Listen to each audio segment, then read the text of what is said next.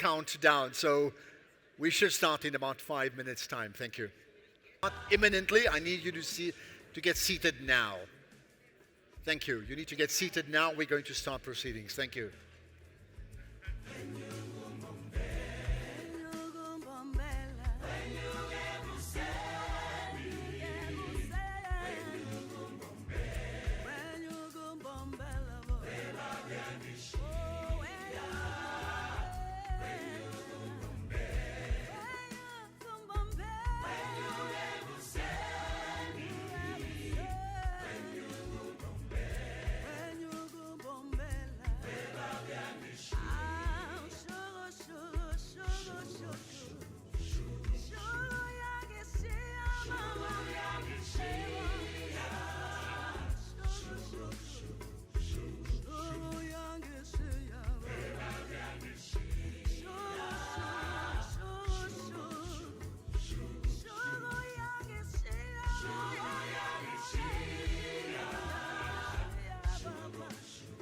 Okay, if I can just insist and request at the same time that please can everybody be seated.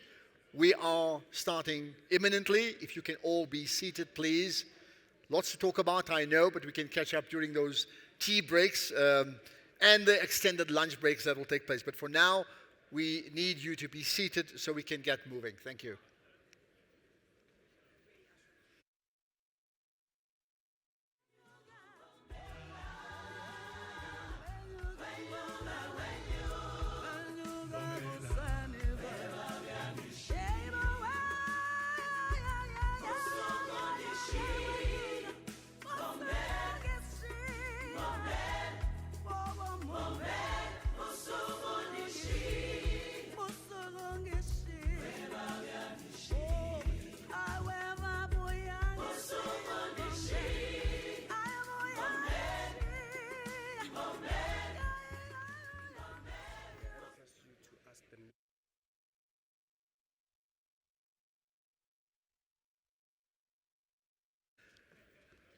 Okay, just before we get moving, the members of the media who've been positioned in front, you've been allocated specific positions and you know where they are.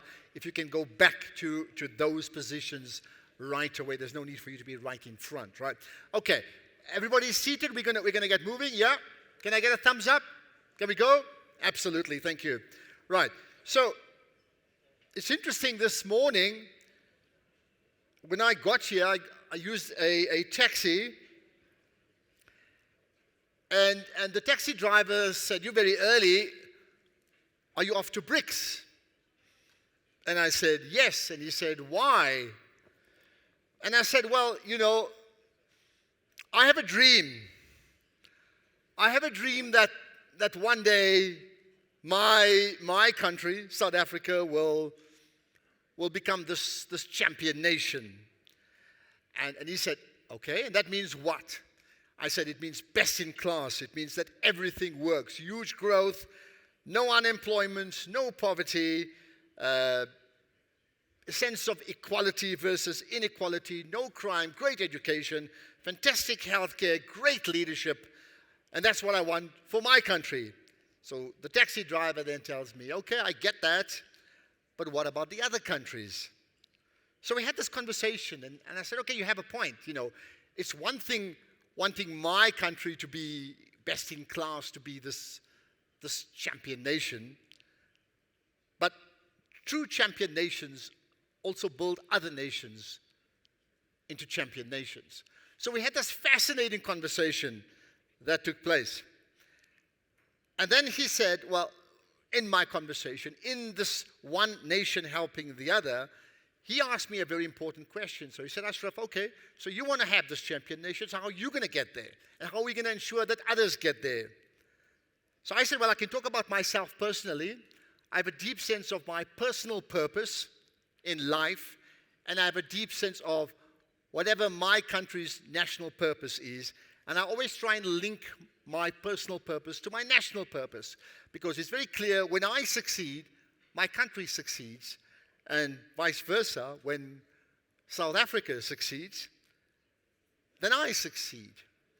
And so the taxi driver said, well, what about the rest of the world? So I said, Well, that's why we have BRICS. That's why we are all here.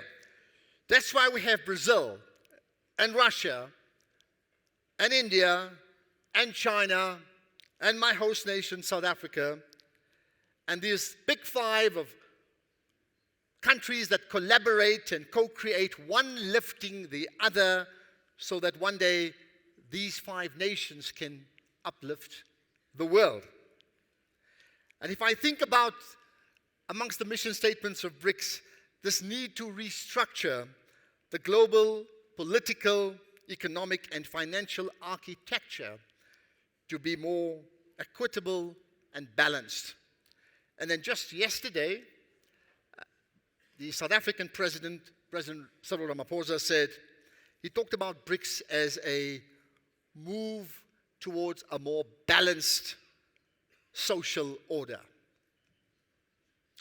Think about that, a more balanced social order. So, my name is Ashraf Garda. I'm the program director for the day. And to all of you, welcome, welcome, welcome indeed. Welcome to BRICS. Welcome to BRICS 2023 here in South Africa. Give yourself some applause here. And to the people of BRICS, from Rio de Janeiro in Brazil, to Moscow in Russia, to Mumbai in India, to Beijing in China, and to my home city of Johannesburg in South Africa, a warm welcome and wonderful to see you. And we hope that we bear witness to my dream with my taxi driver conversation, and to the people who are present and the people who are absent, but following the proceedings all around the world, hanging on to a thread, to an umbilical cord that gives us hope to build this new, just social order. So I did say applause, but I like longer applauses, and I'm going to suggest that we have a good 30-second clap for every one of us here present. So let's do that. Make it loud and make some noise. Yay! Make some noise. Welcome, welcome. That's great. Thank you so much. Right. We have a very, very busy program. I'm not going to say much more for now. Let me, however, call upon South Africa's Honorable Minister, Minister Ibrahim Patel, the Minister of Trade, Industry and Competition for South Africa, who will formally welcome you to BRICS 2023. Honorable Minister, you can get to the podium. Thank you.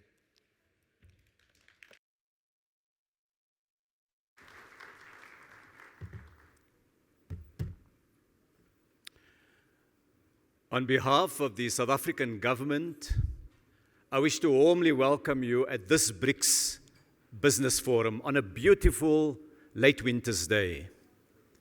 I want to welcome all 1,200 delegates from across South Africa, Brazil, Russia, India, and China, as well as many other countries on the African continent.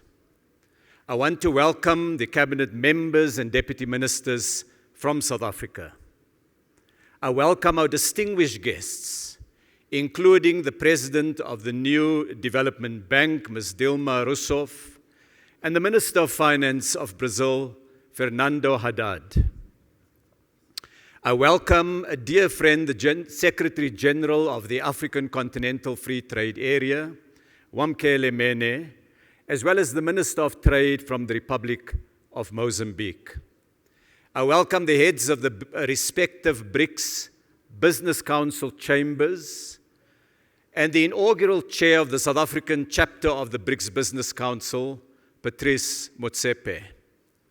I welcome the large contingent of exporting firms present here today. Last year, South Africa achieved a record performance, exporting 2 trillion rands worth of goods, representing almost 1/3 of our GDP. I welcome the ambassadors and the high commissioners present from a number of partner countries. To all of you, Sawubona, Ola, Privyet, Namaste, Ni Hao. To all of you, a special welcome to this province of Gauteng, the economic powerhouse of the African continent, where 35% of South Africa's wealth is generated. This small but very productive province, it accounts for 5% of Africa's GDP. Just 5 years ago, this city, founded on gold, hosted the 10th BRICS Summit in the year 2018, in what seems like a different age and a different world. On that day, just 1,850 days ago, the world appeared simpler, less volatile, less uncertain, friendlier. It had not yet encountered the damage of the COVID pandemic, nor the deepest recession since the Second World War. Today, the world is more polarized, climate change is more pressing, and the speed of technological innovation is rapidly increasing. And these trends, dear friends, in turn are reshaping our economies and our societies in profound ways, more profound ways than many of us could project. Add to these changes the vast shift in the locus of economic activity, from the traditional northern centers to the new industrial engines of the East and the South, beginning to mirror the true demographics of the world. Change creates turmoil and tensions. As the world changes, we see a rise in unilateralism and a pushback on the global rules-based system. Yesterday, the BRICS Manufacturing Forum met at a venue some kilometers from here to reflect on the changing world and its meaning for economies. We concluded that these developments, these major trends taken together, are disturbing permanently the old ways of doing things. Business as usual is no longer an option for the private sector, for governments, for the global trading system, for all of us. We must innovate and adapt to this new normal, an often volatile, uncertain, complex, ambiguous, and fractious world. It is in this context that the BRICS Business Council meets here today. It meets with grounds for optimism about the future. Optimism in spite of the challenges I have spoken of. BRICS countries taken together account for more than a quarter of the world's economic output, that wealth that is annually created by workers and entrepreneurs.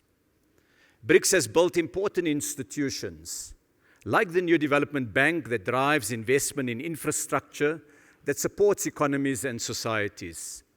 It has built networks of knowledge exchanges and policy exchanges, putting forward a worldview based on our right to develop, to live not on the charity of others, not as the servants of others, but as equals, building our economies. We live in an age where the power of science and technology and innovation has been trained on the world's problems, from the development of vaccines against the COVID virus to the green technologies that can help to decarbonize the energy mix of the world. Hundreds of millions of people have been lifted out of poverty through industrialization backed by trade and technological development. And on the African continent, 54 countries have embarked on a courageous step, a step to break with the patterns of neo-colonialism by building a continental free trade area that will bring together a market of 1.3 billion people and provide a spur to African industrialization. No longer simply a raw material supplier, Africa is taking its place in the world as an innovator, as an industrializer. Meet the Africa of young people, rapidly urbanizing, digitally connected, energetic Africa. We are pushing against a legacy, a toxic colonial legacy of 55 states divided by borders, to a continent of 1.3 billion people, united in our resolve to act in a unified manner, firm in our view that legacy is not destiny. The world has troubles, but the world also has brave individuals who confront those troubles. We can make our future. Today's Business Forum is an opportunity to consider how companies and firms in our economies, the power of the private sector, can help us to grow, can prosper through collaboration and partnerships. Dear friends, at a time when an argument is made that we should only trade and invest with friends, we must make the argument instead for a global trading and investment architecture based on fairness. We must point to the enormous benefits that have been derived by the flow of capital and goods across borders. We must invest and trade in ways that support the efforts of developing countries to industrialize and to enhance the welfare of citizens and workers. Colleagues, many thousands of years ago, our ancestors sat around fires, discussing perhaps the future of the tribe or the next hunt, or ways to survive the harsh winter. Today we meet not as small tribes, but across the wide demographic that is humanity. Using the power of air travel and digital communication, we bridge language and culture to bring together representatives of billions of peoples, to consider ways to grow our economies, to create jobs, to protect the planet. Our modern world is built on the great civilizations of the past and on the contemporary efforts of scientists, of innovators, of entrepreneurs, and of policymakers drawn across all continents. This is the context of today's meeting. This is what you as business people will take as a framework within which to forge business-to-business partnerships. And as I conclude, to all our visitors from outside the continent of Africa, welcome home. Welcome home to this place, the cradle of humankind, the birthplace of humanity, where our story as humans began. Welcome back to the land of your ancestors. You have been away for a long time. I now, ladies and gentlemen, dear friends, declare this meeting of the Business Forum officially open. Thank you.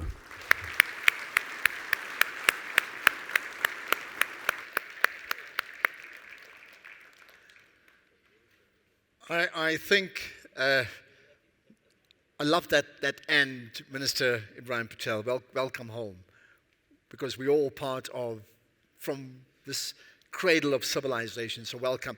But the other points that were made by Minister Patel about Africa in particular, and the 54 nations that make up Africa, and a need to move beyond the impact of colonization and how we can create a fresh new legacy and extend that legacy not just for the African continent, but certainly to be a form of and a source of inspiration for people all around the world, I think is particularly important. And the point that you've also brought up, that there has to be a new way of thinking.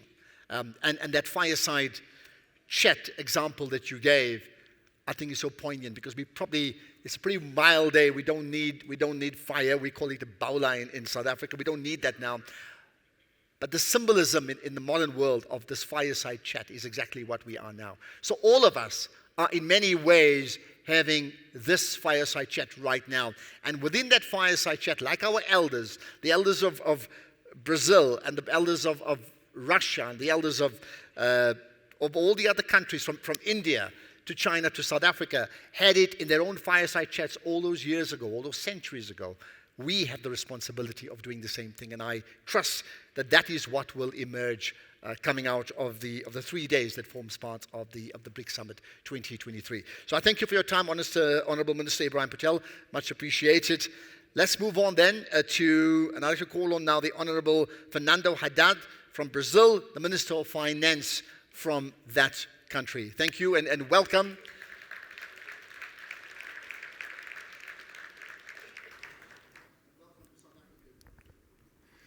Muito bom dia a todos e a todas. É um enorme prazer participar desta reunião dos BRICS e do Fórum de CEOs aqui presentes. Gostaria de saudar todos os delegados aqui presentes, saudar os amigos, os países amigos dos BRICS que acompanham o nosso trabalho e saudar especialmente os nossos anfitriões da África do Sul, que nos recebem com tanta hospitalidade nesse momento.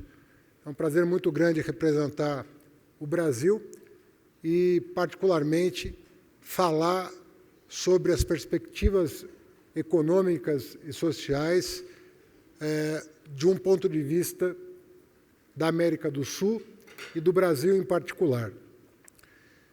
Como todos sabem, o Brasil está sob nova administração. Pela terceira vez, o presidente Lula ganha um mandato. Ele que governou o Brasil entre 2003 e 2010 e volta à presidência da República ao vencer as eleições do ano passado, de 2022. Portanto, nós estamos, nesse momento, no 8º mês de governo. Mas, apesar disso, apesar do período ainda breve de governo, nós conseguimos promover algumas realizações importantes no Brasil. A primeira delas foi aprovar, na Câmara dos Deputados, uma ampla reforma tributária, que era um dos principais gargalos da economia brasileira já havia muito tempo. O Brasil ansiava uma racionalização do seu sistema tributário que afastava investidores estrangeiros diante da complexidade de um país federativo em que cada estado tinha uma legislação própria e nem sempre coerente com os demais estados da federação. A partir de um amplo acordo com governadores, com a Câmara dos Deputados, com o Senado Federal, foi possível fazer o primeiro teste do novo sistema tributário, que agora se encontra no Senado para a finalização do texto, que será promulgado ainda esse ano. Um segundo aspecto muito importante, que dialoga diretamente com os anseios desse fórum, foi justamente a reorientação da política ecológica brasileira. O Brasil se distanciou muito dos objetivos firmados nos fóruns internacionais a respeito da mudança climática. E o presidente Lula, não só pela sua própria voz, mas pela nomeação da ministra Marina Silva para o Ministério do Meio Ambiente, sinalizou, a partir do primeiro dia do seu mandato, uma total reorientação de prioridades em torno da mudança climática, que, como todos sabemos, é um desafio global da maior importância. O Brasil sempre acreditou em energia limpa. O Brasil é um campeão da energia limpa. Nossa matriz energética é 90% limpa, composta de energia hidrelétrica, energia solar, energia eólica e todos os investimentos feitos desde há muito tempo na questão dos biocombustíveis. O Brasil está coprocessando diesel, biodiesel com diesel fóssil. O Brasil está produzindo diesel verde. O Brasil está produzindo biodiesel. O Brasil começa a produzir hidrogênio verde, uma escala considerável, tanto a partir da água quanto a partir do etanol, que é rico em hidrogênio. Há uma participação grande das universidades brasileiras em proveito de tecnologias voltadas para a mudança climática. A nossa agricultura não está só produzindo alimentos, nem só produzindo grãos que são exportados para o mundo todo. A nossa agricultura hoje está produzindo energia. E o Brasil pretende ser fonte de energia limpa para si próprio, porque é um país que pretende se reindustrializar ou se neoindustrializar, mas também é um país que pretende exportar energia limpa para o mundo. na forma de energia propriamente dita, mas também na forma de exportação de produtos verdes. O Brasil quer ser uma base, uma plataforma de exportação de aço verde, de alumínio verde e de muitos produtos para que sejam manufaturados, precisam de energia limpa. Nós temos 3 vezes mais energia limpa do que a média mundial. E a América do Sul, em particular, tem 5 vezes mais terras raras voltadas para a mudança climática do que a média mundial. A América do Sul é rica em todos os minerais necessários para a promoção de uma transição ecológica sustentável e rápida, a partir das exigências globais e das metas estabelecidas nos diversos fóruns internacionais. Eu penso sinceramente que África e América do Sul podem ser plataformas para a diversificação das atividades industriais globais. O mundo vive um retrocesso do ponto de vista da globalização, mas isso pode significar um movimento de diversificação e pulverização das plantas industriais, oferecendo para os nossos povos salários e empregos mais dignos e qualificados, para que as oportunidades sejam distribuídas mais equanimemente pelo globo terrestre. Não há necessidade de concentrar toda a produção em poucos estados nacionais, até para a valorização das soberanias nacionais e da diversidade cultural, que é um valor intrínseco aos BRICS, é importante que haja uma diversificação e uma pulverização das atividades industriais pela segurança do planeta e pela melhoria das condições de sustentabilidade. Eu penso que os desafios se acumularam por várias razões. Desde a crise financeira de 2008, nós estamos assistindo a uma sobreposição de problemas que não pararam de ocorrer. Tivemos a crise de 2008, tivemos a pandemia, estamos enfrentando problemas localizados em vários blocos econômicos, a desaceleração de um lado, a inflação alta de outro e a crise sistêmica que se anunciam num terceiro bloco, e isso inspira muitos cuidados, sobretudo para os países em desenvolvimento, que muitas vezes sofrem os efeitos mais agudos dessas crises sistêmicas. Então, é hora não apenas de pensar no plano doméstico, e o Brasil tem procurado fazer as tarefas que lhe cabem para colocar a sua economia como receptadora de investimentos estrangeiros e desenvolvimento sustentável, mas também olhar para o plano internacional. E é nesse aspecto que eu penso que os BRICS têm uma contribuição inestimável a oferecer. Nós, brasileiros, acreditamos no multilateralismo. Nós, brasileiros, acreditamos na diversidade cultural. Nós, brasileiros, acreditamos que as oportunidades têm que ser melhor distribuídas pelo planeta. Nós, brasileiros, acreditamos que os organismos internacionais precisam, de alguma forma, refletir esse novo contexto global em que potências emergem, em que países se desenvolvem e que modificam a face do planeta à luz da dinâmica econômica, social e política que atinge todo o globo. É, portanto, importante que os BRICS se unam em proveito desses valores comuns. O valor da liberdade, o valor da soberania nacional, o valor de um mundo equilibrado, de um mundo onde não há donos, mas povos soberanos, de um mundo que busca oportunidades para toda a sua gente, sem nenhum tipo de distinção de raça, de etnia, de gênero, de nacionalidade, de religião e assim por diante. Nós acreditamos que os BRICS têm uma grande contribuição a dar. Brasil, África do Sul, Índia, China e Rússia podem, cada um a partir da sua perspectiva, oferecer ao mundo uma visão que seja coerente com os seus propósitos e que não signifique nenhum tipo de antagonismo a outros fóruns importantes dos quais nós mesmos participamos. Muito obrigado, uma saudação desde o Brasil.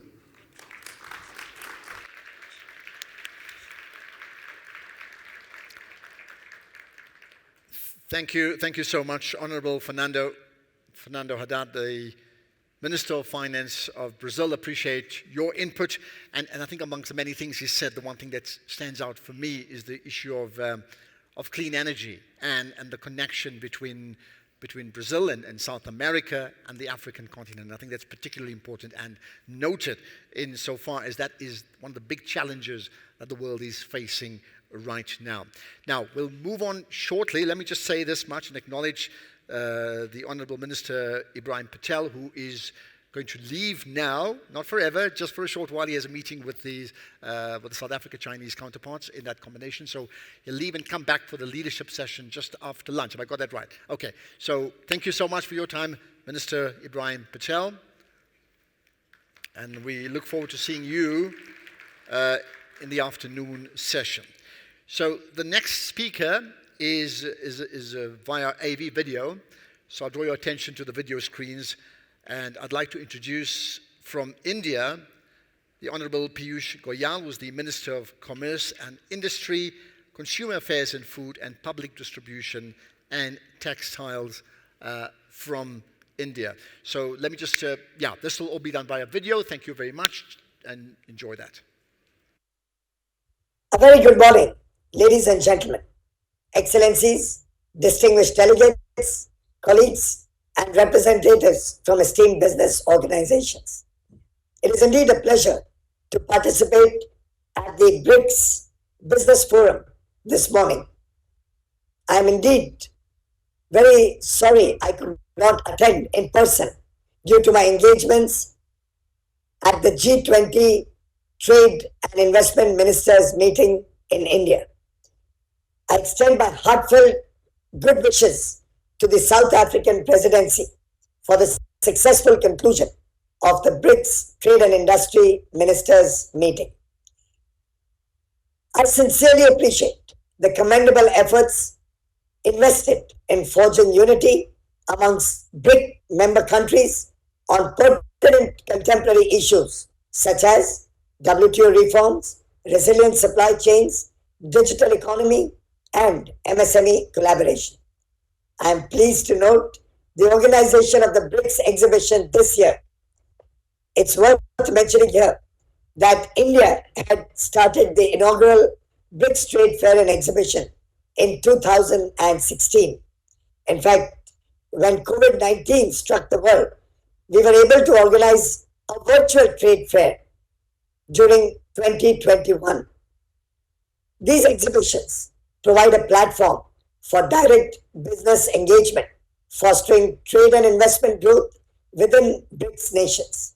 The BRICS economies present a vast landscape of collaborative opportunities to enhance growth and development. The synergies that characterize our economies can fuel cooperation across sectors like health, agriculture, water, renewable energy, biotechnology, infrastructure, electric mobility, and sustainability. I am indeed pleased to note that besides the BRICS nations, several African companies and entities are also participating in this exhibition. I commend the presidency for organizing the investment promotion seminars alongside the BRICS business events. These seminars provide valuable opportunities for enriched business engagement and help generate dialogue on sectoral challenges and new opportunities. Amid strong global headwinds, India stands resilient as an attractive investment destination. Our economy clocked an impressive 7.2% growth in real GDP last year, the fastest growing large economy in the world. Our substantially youthful population with a median age of 28 is a strategic advantage amid global demographic shift. We are poised to contribute significantly to the world's working age population by 2050, underscoring our potential for robust economic growth and increased involvement in economic activity. Our government's unwavering commitment to investment promoting reforms, along with stability and investor friendly policies, propels our economic expansion. Pivotal factors driving this growth include initiatives such as the National Logistics Policy, the Make in India program, and production linked incentive schemes. We have also created the pioneering GIS based Prime Minister's Gati Shakti National Master Plan, effectively addressing critical infrastructure gaps and enhancing supply chain efficiency. This has played an important role in the development of multimodal transport systems, elevating logistics and bolstering domestic manufacturing and exports.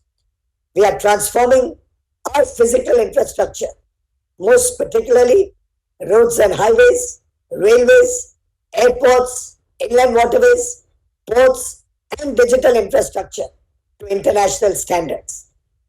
A substantial master plan of over $1 trillion for infrastructure investment, coupled with record funding for our domestic infrastructure, reflects our commitment to progress.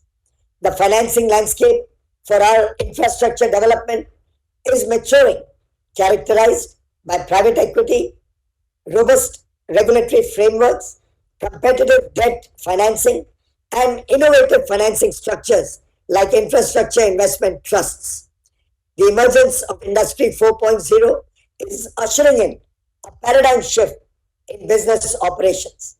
Our industries are swiftly embarking on a digital mission, developing new solutions in design, manufacturing, and service delivery, effectively establishing India as a global manufacturing leader. Friends, India today is emerging as a hub for engineering research and development as more and more multinational companies establish centers of excellence across diverse domains. Our remarkable resilience post-pandemic can be attributed in part to our swift digital transformation. The various digital public infrastructure projects underpinned by unbundled open network standards has been instrumental in this accelerated transformation. The Digital India Initiative has propelled India to the esteemed status of the world's largest digitally connected democracy, boasting over 800 million internet users. The unified payment interface has catalyzed cashless transactions, with digital transfers amounting to nearly $1.5 trillion in 2022, representing nearly half the global transactions. India Stack, the world's largest open API platform, shines as a global leader in real-time payment transactions. The transformative effect of India Stack extends to the fintech revolution, with India's distinguished fintech adoption rate fostering innovation in financial services. The Startup India program, launched in 2016, has enabled India to become one of the world's 3 large startup ecosystems, with nearly 100,000 registered startups and over 100 unicorns. This program has cultivated a robust ecosystem that nurtures innovation and entrepreneurship, drives sustainable economic growth, and provides economic employment opportunities. Furthermore, in alignment with the global push to decrease dependence on fossil fuels, we are taking significant steps towards increasing our investments in renewable energy sources. As of March 2023, we have achieved a remarkable milestone of approximately 125 gigawatt installed capacity in the renewable energy space. This progress is underpinned by robust government policies, investor attraction driven by environmental, social, and governance considerations, and attractive returns to investors. Different investors around the world, including pension funds, sovereign wealth funds, private equity funds, and bankers, have made their mark in India's growing renewable energy market. I'm happy to share with you our ambitious pursuit of 500 gigawatts of non-fossil fuel generating capacity by 2030, which will open doors for investment opportunities amongst BRICS nations and will also lay the foundation for accelerated growth of the electric vehicle ecosystem. The world today is actively seeking manufacturing hubs for clean energy technologies, particularly for green hydrogen. India offers an immense potential to promote green hydrogen as a clean and sustainable energy source, and we believe that collaboration amongst the BRICS nations can help in developing and scaling up such technologies. This summit provides a significant opportunity to amplify the voice of our friends from Africa and the global south through the BRICS Africa outreach and BRICS Plus dialogue. India and Africa share a profound and enduring friendship founded on centuries of trade, cultural exchange, and mutual respect. Our partnership encapsulates equal consultative, collaborative, and developmental principles, exemplifying a relationship rooted in shared progress. Under the astute leadership of Honorable Prime Minister Shri Narendra Modi, our bond with Africa has grown from strength to strength. This is evident in our current G20 presidency, where India has been the resolute voice of the global south and the developing nations. In January this year, we hosted the Voice of Global South Summit to elevate and amplify the perspectives of the developing world at the G20 summit. The past 3 years have been marked by unprecedented challenges. The COVID-19 pandemic, supply chain disruptions, global climate disaster, and the conflict in Europe. Amid these challenges, achieving robust growth has been our focus.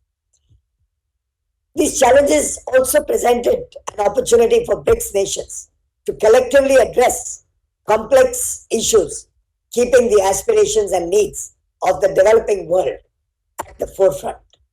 This BRICS Summit 2023 presents a valuable opportunity to evaluate the readiness of BRICS members for the 13th WTO Ministerial Conference. Through effective discussions with our like-minded friends, we can collectively chart the course of discussions towards meaningful outcomes. Our collective goal should be to strengthen the multilateral trading system with the WTO as its cornerstone, guided by principles of openness, fairness, transparency, inclusivity, and non-discrimination. Friends, development must remain at the heart of discussions on WTO reform, and the WTO's agenda should be driven by its members. A significant milestone in WTO reform involves achieving a fully functional two-tier dispute resolution system by 2024 with an urgent focus on restoring the appellate body. We stand for incremental, practical steps towards WTO reform. We seek the support of our BRICS counterparts for our 30 for 30 proposal, which aims to invigorate and enhance an inclusive World Trade Organization as it reaches its third decade.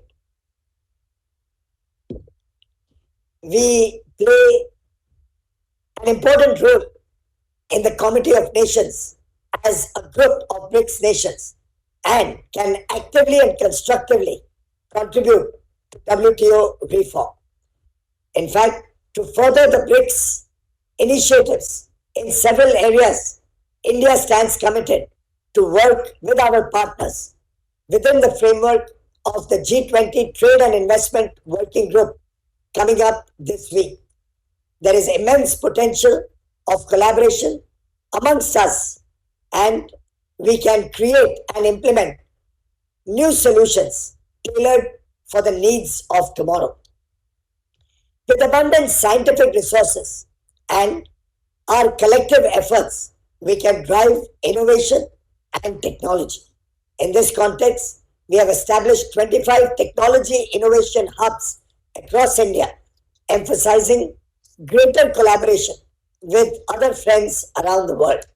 We extend an invitation to researchers from BRICS countries to undertake joint research and knowledge exchange. Through this mutual sharing of expertise and resources, our member nations can collectively forge new technologies that will help their economies grow and enhance global competitiveness of BRICS nations. The COVID-19 pandemic also highlighted deficiencies within the global healthcare infrastructure. Addressing these issues requires fostering meaningful collaborations, promoting the sharing of cutting-edge technologies, enhancing cooperation in vaccine and pharmaceutical manufacturing, investing in capacity development, and ensuring transparent dissemination of health information. Businesses can play a crucial role in driving these essential changes. In the realm of ensuring food security, the BRICS nations have been proactively working towards creating reliable framework for cooperation. The looming impact of climate change on the agriculture sector necessitates collective action. It is imperative today that we work together to enhance the resilience of agricultural economies. In our collective efforts, I also want to underscore the significance of women empowerment. India, under the leadership and guidance of Prime Minister Modi, has shifted the focus from women's development to women-led development. Acknowledging their potential as agents of profound societal and economic change, BRICS member nations can come together through the BRICS Women's Business Alliance. This alliance can serve as a powerful force to promote gender equality. Lastly, I commend the BRICS Business Forum for its role in fostering economic relations and providing a platform for the exchange of collaborative ideas. The opportunity to harness the immense trade and investment potential that lies in the emerging markets is available for us to grow and help our economies. It is time to make our partnership more self-resilient, self-reliant, and prosperous, not just for the good of BRICS member nations, but for the greater good of the world.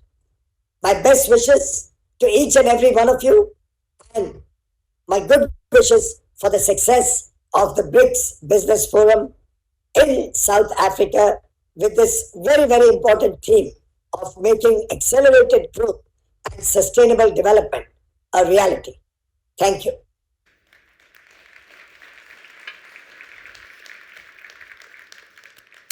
Thank you. Thank you very much, Honorable Piyush Goyal, Minister of Commerce, Industry, Consumer Affairs, and Food, Public Distribution and Textiles in India. Appreciate your time. I think just at the back end of that conversation, the point that was made about women development and empowerment and leadership certainly resonates with South Africa. We are in the midst of what is called Women's Month, where there's this massive drive annually centered around Women's Day to highlight issues around women. So that certainly resonates. Talking about women and women in leadership, I can't think of anybody in my country who makes a better impact in terms of leadership than the next speaker, Phuthi Mahanyele Dabengwa, who speaks as a member of the South African chapter of the BRICS Business Council. Phuthi, if you can come up, please. Thank you.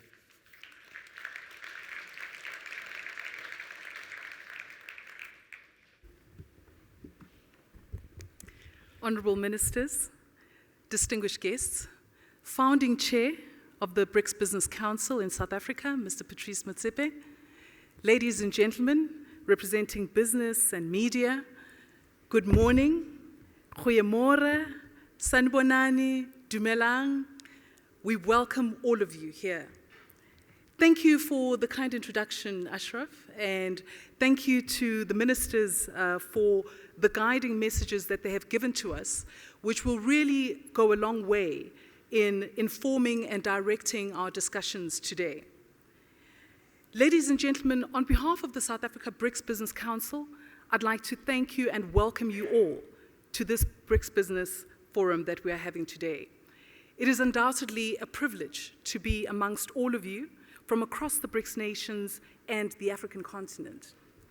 I'm looking forward to the content-rich program which we have before us, which is under the overarching theme of making accelerated growth and sustainable development a reality. Today, we are here to discuss critical issues that the BRICS nations and the continent faces. Our agenda provides us with a unique platform for networking, knowledge sharing, and collaboration amongst business leaders, thought leaders, policymakers from across Brazil, Russia, India, China, and South Africa, and the rest of the continent. We're extremely honored that our program is presided over today by our respective heads of state.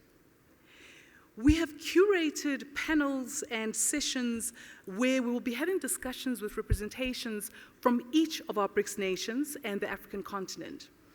During the day, we will investigate the rules and regulations required to establish a working framework that can help to accelerate trade and investment across our economies.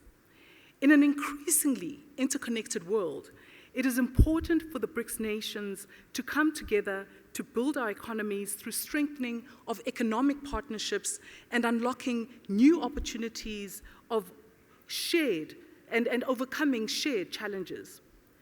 We're going to be exploring agricultural development and synergies amongst the BRICS nations.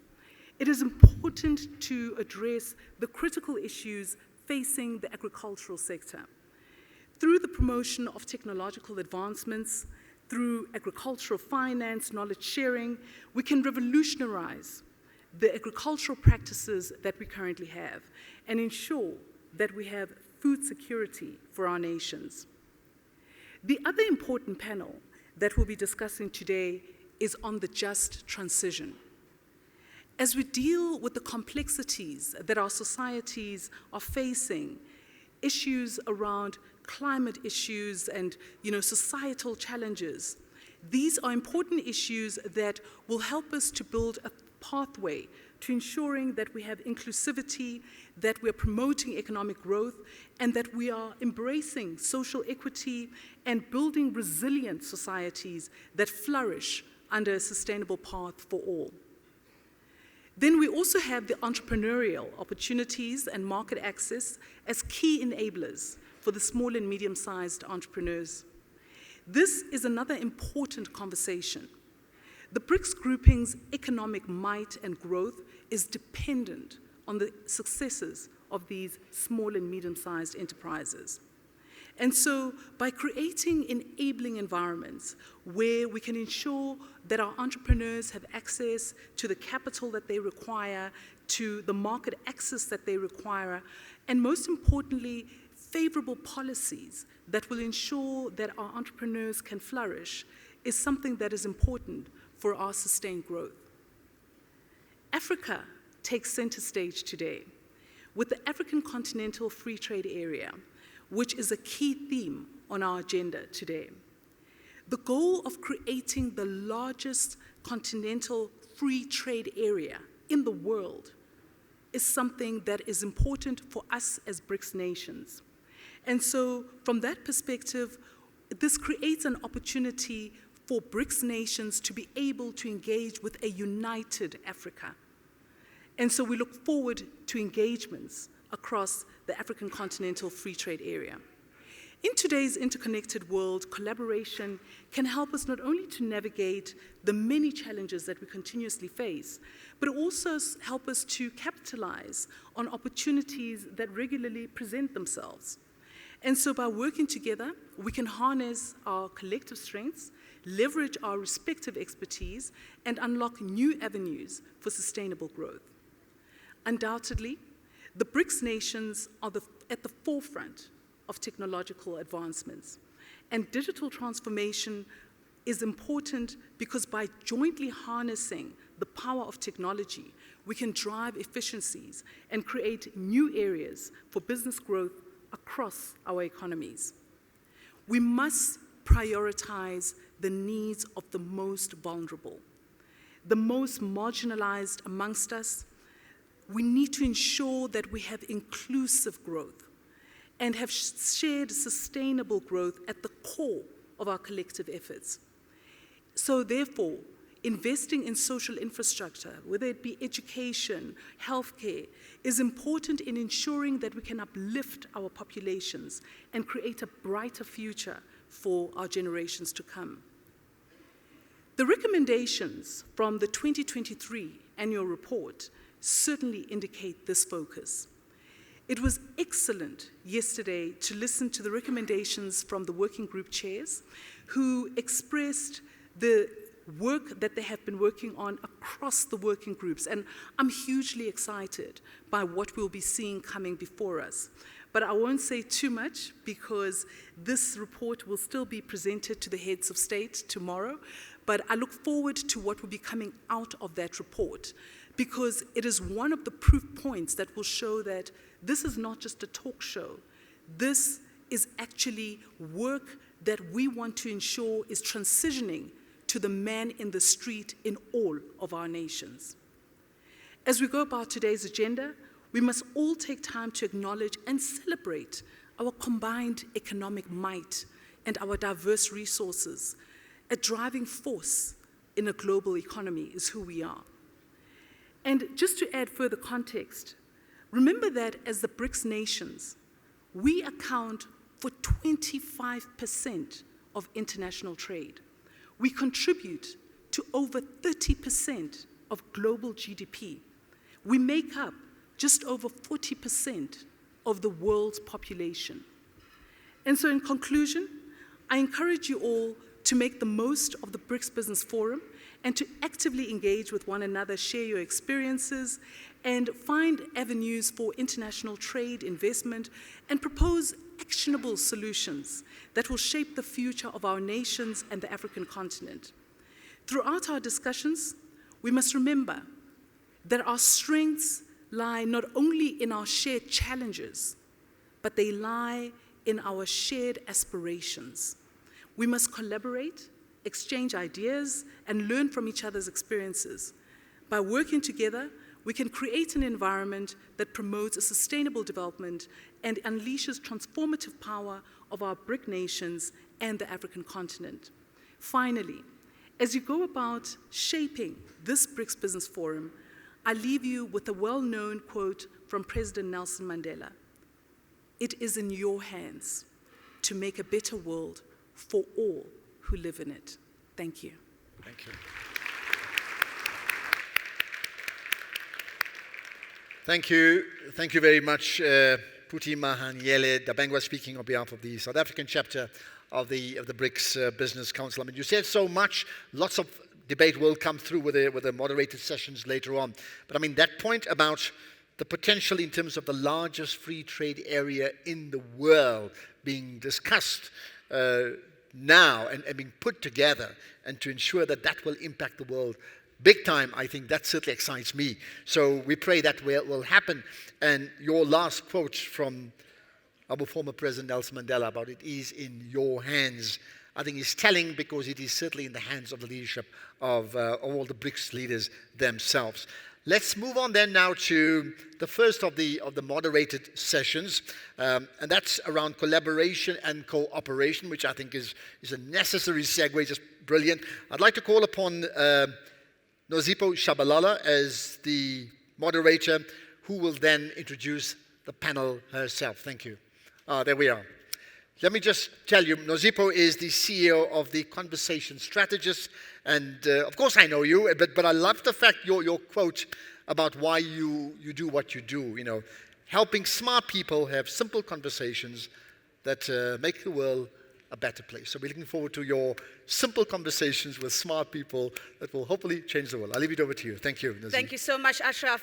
Ladies and gentlemen, good morning. Thank you very much. I am going to welcome my panelists, so kindly please join me up on stage. I'm going to first start off representing South Africa to call on Madame Busi Mabuza. She is, of course, representing the South African chapter of the BRICS Business Council. She is the board chair of the Industrial Development Corporation as well. Madame, thank you very much. As you come up, if I might invite you to take this seat closest to me. Representing Brazil, ladies and gentlemen, it's my pleasure to please welcome Mr. José Sarado Neto. Let's give him a round of applause as he makes his way up.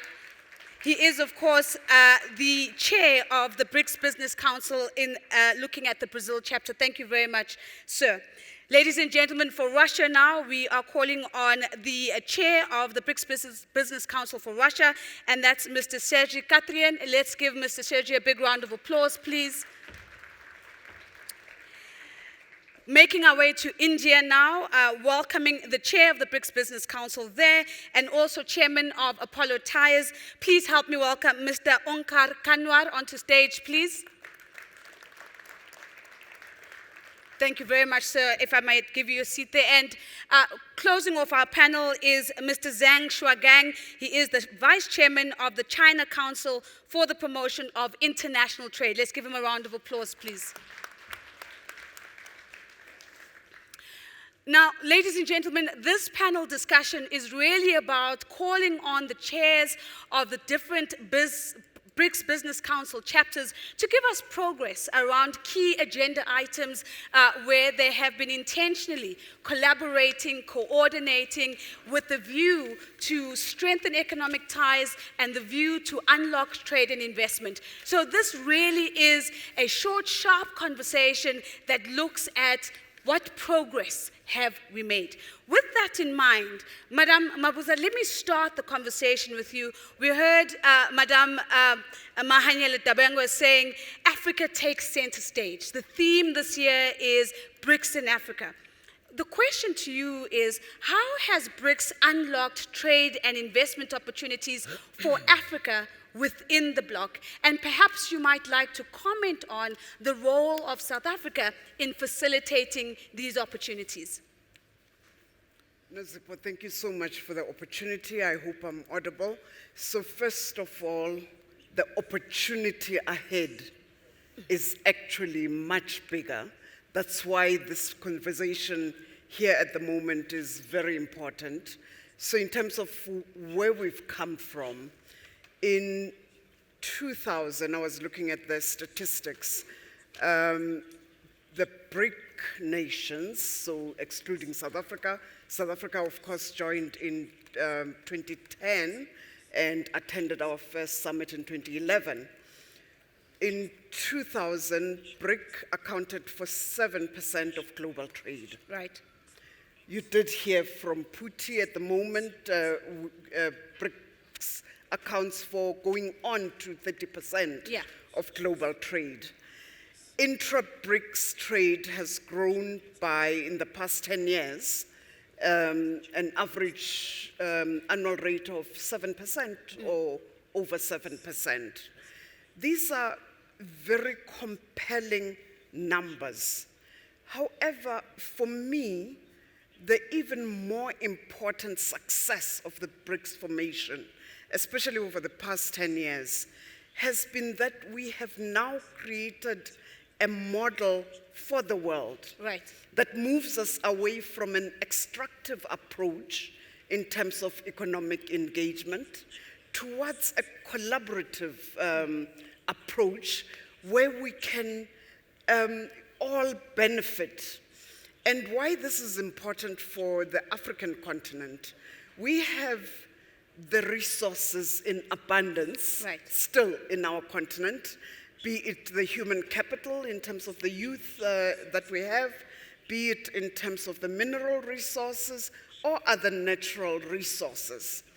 The next wave of global growth will, in my mind, Nozipho, come from this continent. And it is thus important that we are sitting here today inviting our BRIC partners, because we see that they accept, they understand the multilateral approach where there is mutual respect, where we're all working towards a win-win outcome. And we're inviting them to come and participate in the industrialization of this continent, because this is where the world needs to see the next wave of global growth. Madam, thank you very much. And what you've done for us is you've put a marker on the board and you've said the next wave of global growth will come from this place and from this block and from this continent. And so, of course, ladies and gentlemen, we're going to keep tracking that as we do that. But you've shared some interesting numbers. And Mr. Serrado, I want to come back to these numbers because, again, we're talking trade and we're hearing today that that is tracking towards 30% if we look at trade within the bloc. My question to you is not so much around how we've gotten there. I'm more interested in how we're going to increase that trade. If we're going to meet this aspiration of really driving the next wave of growth, we've got to increase the trade. How are we going to do it? Thank you very much. First of all, thank you for the invitation to be here. It is always a pleasure to be in the great city of Johannesburg. Very welcome, and a special thanks to our chair from the South African chapter. Well, in terms of the future, it's very important that we state that the BRICS Business Council is a very strong organization, has built a very profound work in identifying intra-BRICS sector networks. So we have promoted trade missions, we have worked on showcase investment projects within the BRICS nations. So this is part of the tasks that we undertook to bring us where we are. We have adopted a trade and investment promotion statement, which is a plan of action for the next 10 years. This obviously includes enhancing balance of trade through bilateral agreements, to the exploration of value chains opportunities. So it's very important to say that when you see the BRICS Business Council work, we are not only on bold free trade statements, we go into the supply chains and identify specific opportunities of integration, and I'll come back to that later on. And again, we are not only talking about intra-BRICS trade, we are talking about intra-BRICS trades, but for example, also with the African continent as well.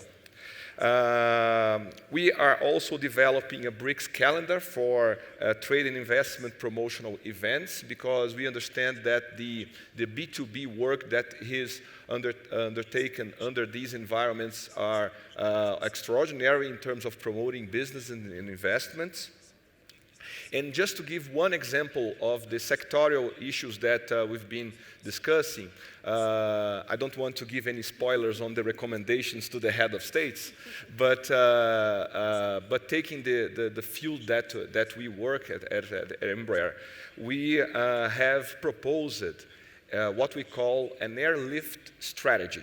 An airlift strategy will be a comprehensive plan to make sure that we have air connection between the BRICS countries, because without air connection, there is no flow of passengers, there is no flow of tourism, that negatively impacts the tourism, it affects cargo, it affects particularly the business people who are traveling, promoting business, investing, and doing trade.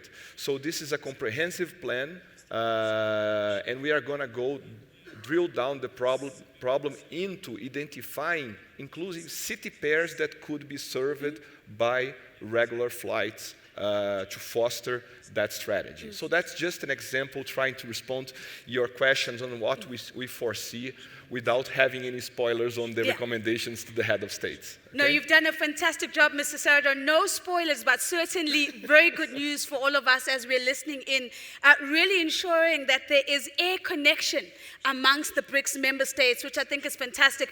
What you've also said, which I think was really insightful, is that we're not just playing at the surface. We're going into the value chains. We're looking at the supply chains. And that's really enlightening to show the level of work that's going in. Let me then go to Mr. Khatri, and let me come to you, please, sir, with the next question. If we look at the BRICS bloc in terms of the aspirations around economic development within the bloc, where are you seeing the most potential to drive economic development amongst the member countries? Ну, вообще-то, самый главный потенциал, он в самом простом, в человеческих отношениях.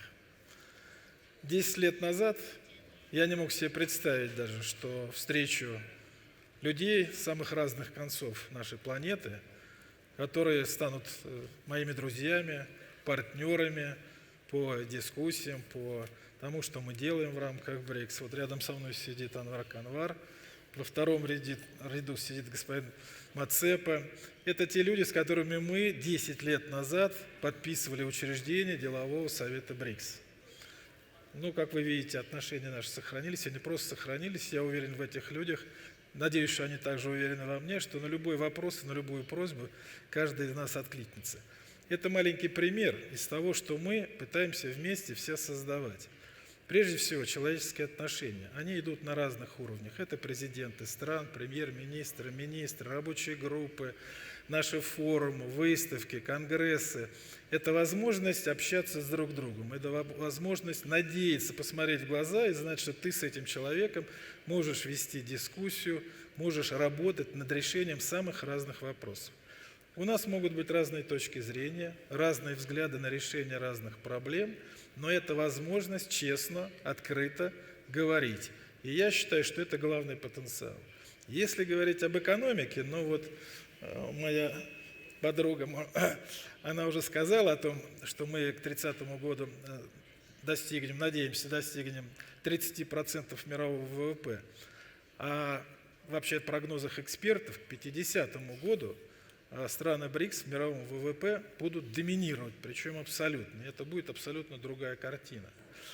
Но у нас есть вещи, над которыми надо работать, в первую очередь, не только на внешние, те страны, с которыми БРИКС старается работать, и будет, естественно, работать, но у нас очень огромный потенциал внутри БРИКС. Простой пример привожу. Для всех стран БРИКС один из важнейших секторов – сельское хозяйство. Закупают за пределами своей страны БРИКС на 315 миллиардов долларов ежегодно сельхозпродукции. Среди них страны БРИКС друг другу поставляют только 23%. Вот при наших возможностях, то, что мы находимся в разных уголках земного шара, я полагаю, что здесь потенциал огромнейший для того, чтобы реализовать его в первую очередь внутри своего объединения. Но это касается многих отраслей, я не буду перечислять. Поэтому потенциал у нас есть, он огромен. Ну а в взаимодействии с другими странами Большого Юга, вот о африканском континенте сегодня говорили, это, конечно, возможности просто утраиваются. Excellent. Thank you very much, Mr. Khatri. So two really salient points. One, agriculture as a key sector that we should be looking at. But I particularly loved the opening part of Mr. Khatrian's response where he talks about the importance of the relationships. And that's what is actually going to deliver the economic aspirations that we have within the blocks. Because when we can speak honestly, we can really begin to push in the same direction. Let me then move on to yourself, Mr. Kanwar. You've been associated with the BRICS Business Council for the last 10 years. You've seen the group grow, you've seen the group mature. I'd like you to maybe give us a forward look now and talk to us a little bit about how do you see BRICS businesses contributing to the sustainable growth of BRICS member countries? Thank you very much. Very good question. I think the question you raised is very relevant. In the name of economic growth, we've been abusing nature. And that is what is happening. And nature is giving a revenge, coming up with, you have wildfires, floods, global warming, all these things happening because we've not bothered. We've just been busy pushing economic agenda. So I think time is come now. There'll be no tomorrow. You see, now it's question everybody knows. We have to use fossil and renewable energy. You know, there are a lot in the industries, especially steel, aluminum. Unless special efforts are done, little is being done, but a lot is desired to be done so that this emission, you know, is removed because they are the one which is maximum emitting carbons. You know, so it's very has to have the low carbon. Everybody knows it, but yet actions are not being taken. Now on the water also, 20th century is going to be a big challenge for not only for the planet as a whole. We have to make sure how we make sure the water is reused. Now, there is agriculture. How do we have sustainable? So there we have to see how we can have drip irrigation. Yeah. And then at the same time, in the drip irrigation, we should we have, how do we make sure that this, we prevent post-harvest. There's a burning of these butts, and that again emits a lot of emission, So it's very important we should do that. Now on the urban center also, we should, water harvesting, rainwater harvesting. This has to be done at every level, at every home. And I think this is happening in a big way in India, but I'm sure other countries are also following these things. Because I said, water is going to be a very big challenge for the planet as a whole. And that's going to be, you have everything, but you will have no water. Yeah. So it's very important to address that. And then apart from that, we have to have collaborative efforts from each other. Conclusion is, if we don't do these things, then ultimately, we will be, for our grandchildren, will feel that they will feel not proud, but they feel that they will be ashamed of us. So it's very important to make our grandchildren, future generation, to feel so that we are able to leave something in terms of the planet, the abuse which we have been doing, and we've been seeing the effect all over the world. Thank you very much, Mr. Kanwa. Mr. Kanwa says, urgency, the time is now. There is no tomorrow. Let our grandchildren not be ashamed of the actions or the inaction that we might have chosen in our time. Thank you very much for highlighting, of course, renewable energy sources, which we'll talk about in the just transition conversation a little bit later, but also the urgency around action around water. And thank you for taking us all the way back to our households, because that's where the micro decisions are taking place. Mr. Zhang Shogan, let me come to you, sir, in this first round of questions. How do we go about unleashing the trade and investment potential that sits within the BRICS bloc? And how do we create even more opportunities that we have for more economic and trade cooperation? How do we do that? Maybe give us some insights.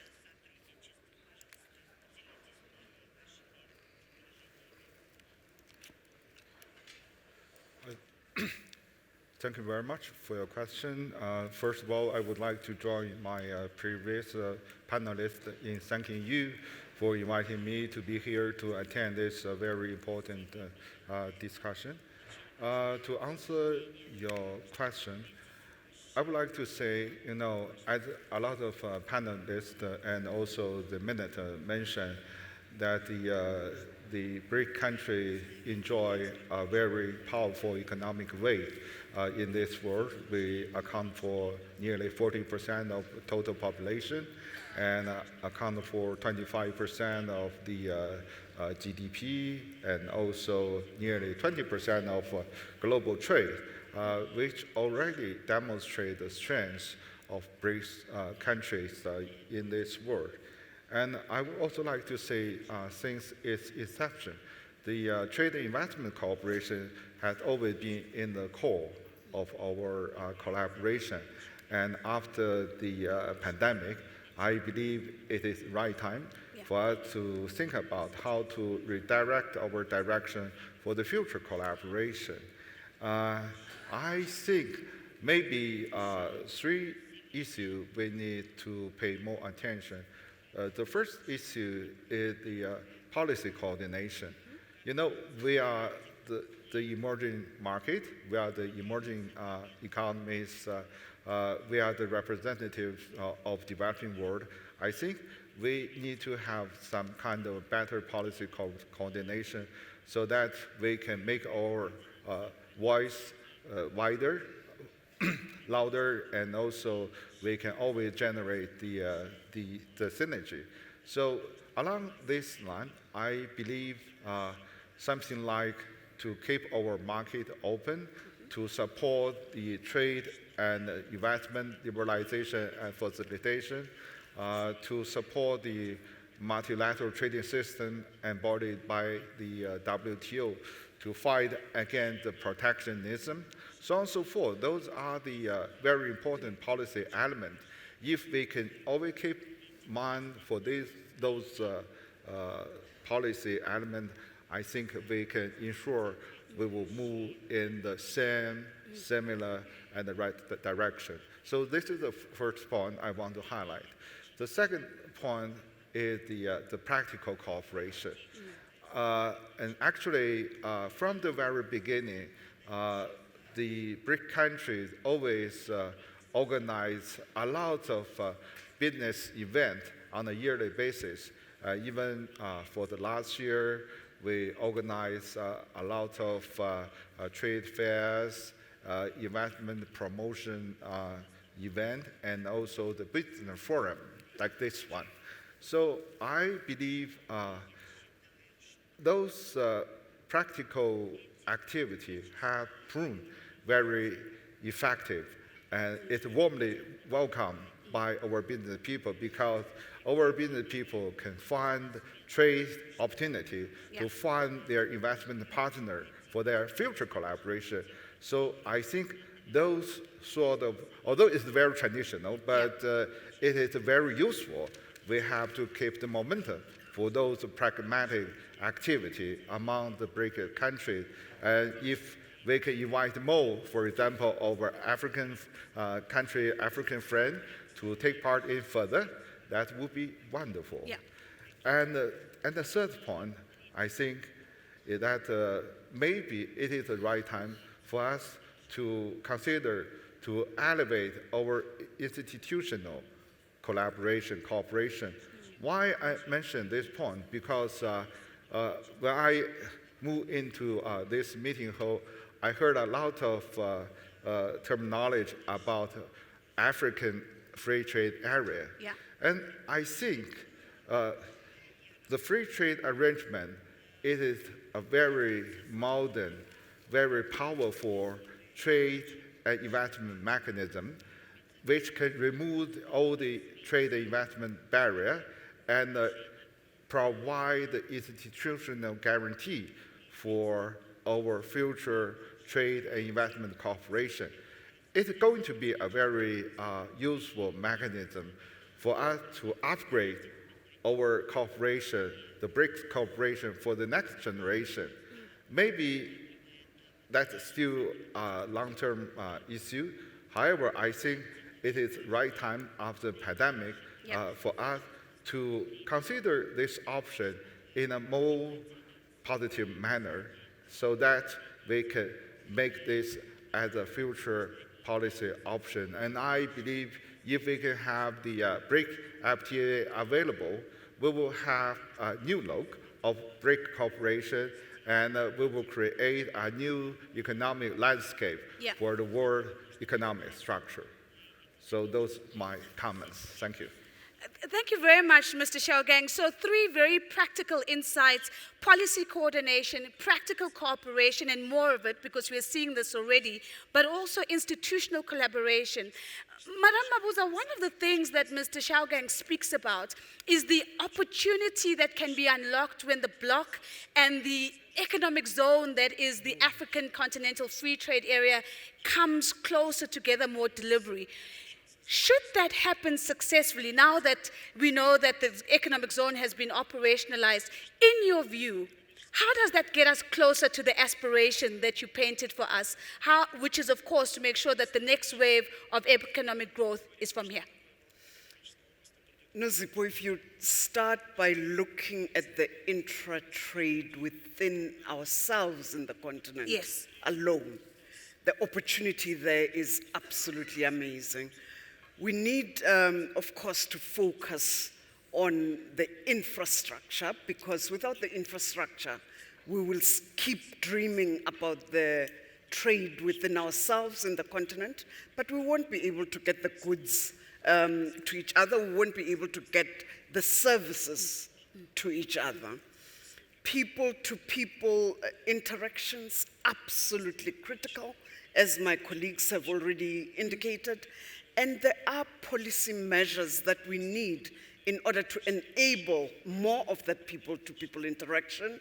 The issue of visa regimes is not formally on the BRICS Business Council agenda yet, but I believe if you asked anybody in this room if we shouldn't, as business, be talking about visa regimes, because it enables us to then interact and unlock the opportunities as businesses. I believe that you would get very, very interesting answers. The BRICS Business Council is, of course, structured in 9 working groups, most of which are sector-focusing, and 2 of which cut across the sectors. The Skills Development Working Group cuts totally across for very good reason, because we need skills in every single area. And the work that they are doing there is going to help us share knowledge, share skills, and be able to trade upwards in terms of the value chains. Trade and investment is a new focus area. We used to have a working group that was called deregulation, because we could see the policy obstacles that were preventing us from enhancing trade amongst each other. Now we have refocused that into a trade and investment working group to drill down into the opportunities, as already indicated, be they in the aviation sector, be it opportunities in the agri-sector, where we do want to trade more and more with each other. My colleagues in South Africa have indicated that the opportunity for them is even bigger ahead, much as we've seen growth in terms of trade with our BRICS partners. We believe that the opportunity is even higher. Final comment from my side. The continent experienced, especially during the COVID lockdowns and other economic shock events that happened in the world, experienced potential food insecurity, facing potential food insecurity in the continent, with so much arable land, with so much youthful population that is ready to actually work the fields, with partners that have delivered agri-parks in their own economies. So we need to partner in terms of investment, skills transfer, and unlock such opportunities, to be specific. We're running tight on time, but I just want to push a little bit, because I think that's a fantastic response, Madam.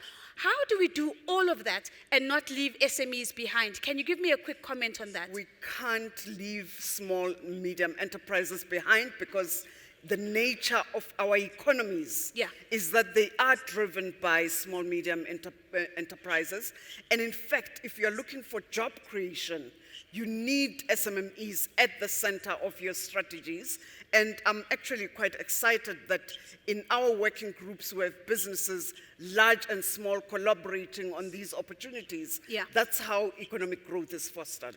Fantastic. And Mr. Serrato, you were nodding as Madame Babuza was speaking. And so what I want to bring to you as a question is the question of the Global South. Because what the BRICS bloc has done is that it really has allowed the investment spotlight to also shine on the Global South. Can you talk to us very briefly on some of the strategic partnerships that Brazil is not only an active participant in, but is potentially leading and driving, and how this is allowing us to unlock the trade, the investment, and the economic ties? Thank you very much for the question. I think that renewable energy is probably one of the most relevant strategic sectors for Brazil, since it is highly relevant for the global economy. In Brazil Energy Matrix, just so you know, it's roughly 48% participation of renewables, as opposed to the world average of less than 15%. So this global scene directs investments to regions that can offer abundant renewable energy sources at competitive prices, which is the case for Brazil. In terms of specific partnership, I'm going to cite just two examples that I think that are critical.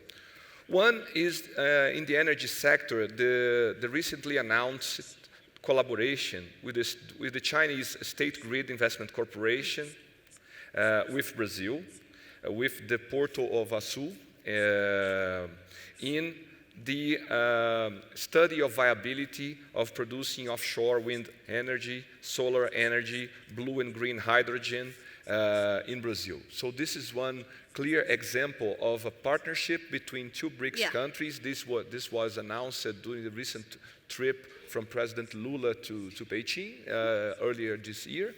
And I think that captures the sense of what I am talking. And my second example in the field of aviation is what we call the SAFs, the Sustainable Aviation Fuels, or the aviation biofuels. The challenge on the aviation biofuels is very simple to explain. There are no aviation biofuels enough for the demand in the world. The demand is 10,000 times the supply. Sure. So there is huge opportunities.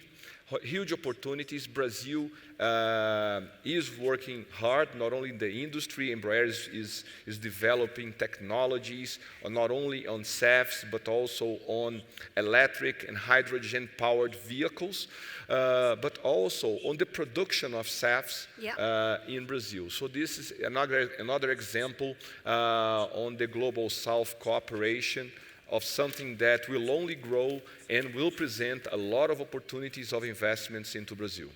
Thank you very much. And we're going to unpack, of course, a little bit later, Mr. Sarato, that exact partnership between the China State company and, of course, what is happening in renewable energies in Brazil. But thank you also for raising the opportunity that sits within the biofuel space. Let me make my way to Mr. Katrien once more. Mr. Katrien, we've been hearing agriculture as an opportunity in this panel. You have spoken about it. Madame Mabuza has spoken about it. What are the three things that we can do practically that are going to unlock agriculture as a real opportunity within the BRICS bloc?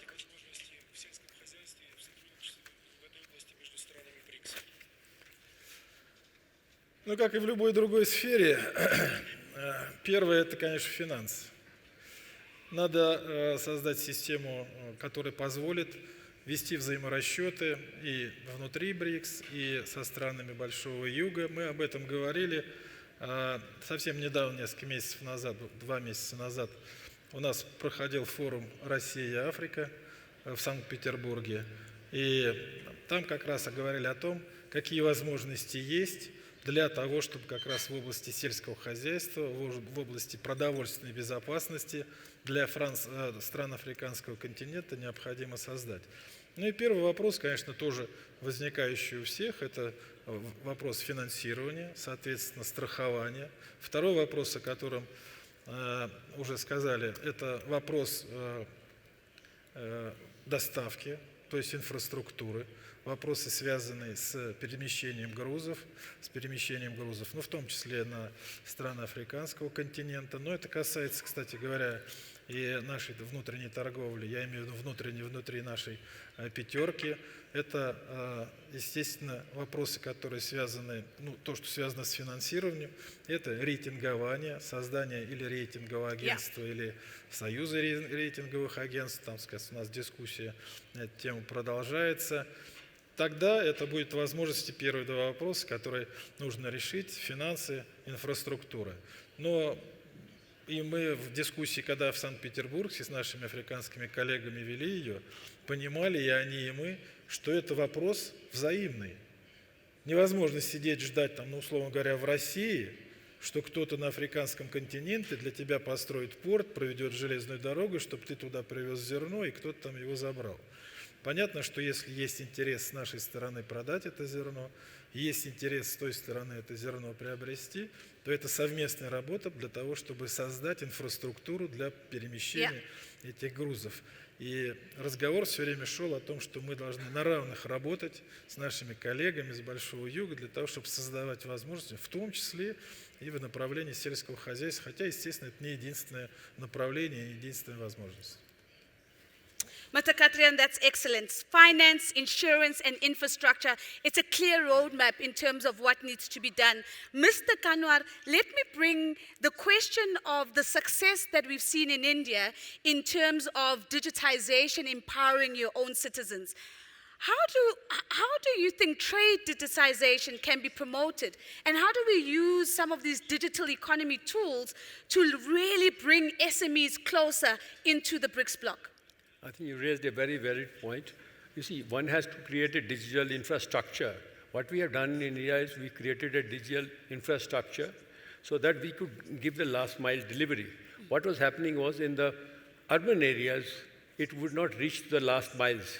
Now people had a lot of these, some monies have to be transferred, some special, advantages are given to disadvantaged people.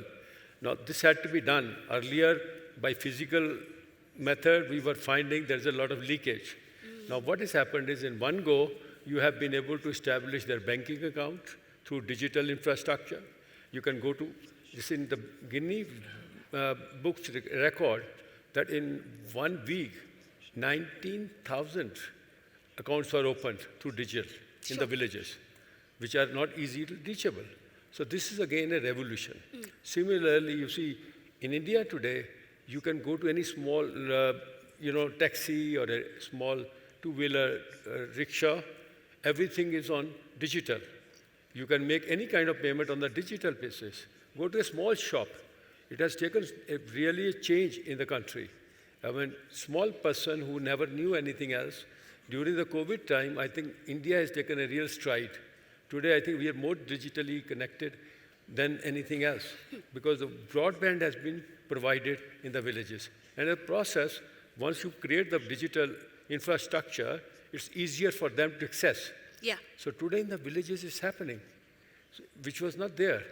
So last delivery, the government gives some subsidies, some other things, and finally there was a lot of privilege in the way.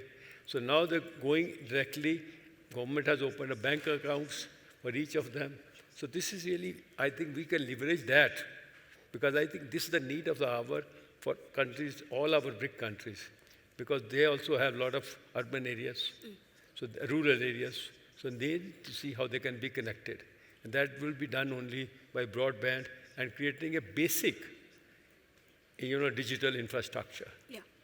Mr. Kanwar, I think that's excellent. Digital infrastructure. So as we talk about infrastructure, let's not forget the possibilities of digital infrastructure and what they might mean for those within the bloc. Our final question goes to you, Mr. Gauteng, and that's to close it off potentially on the SMEs as well. What is the one suggestion that you would give to the SMEs that are sitting in the room today, the entrepreneurs that are sitting in the room today?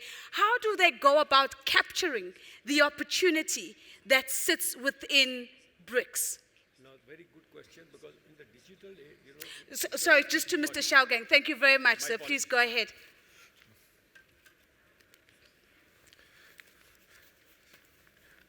When we talk about the SME, I always recall myself a series of figures. Actually, in China, we use 5% to describe the importance of SME.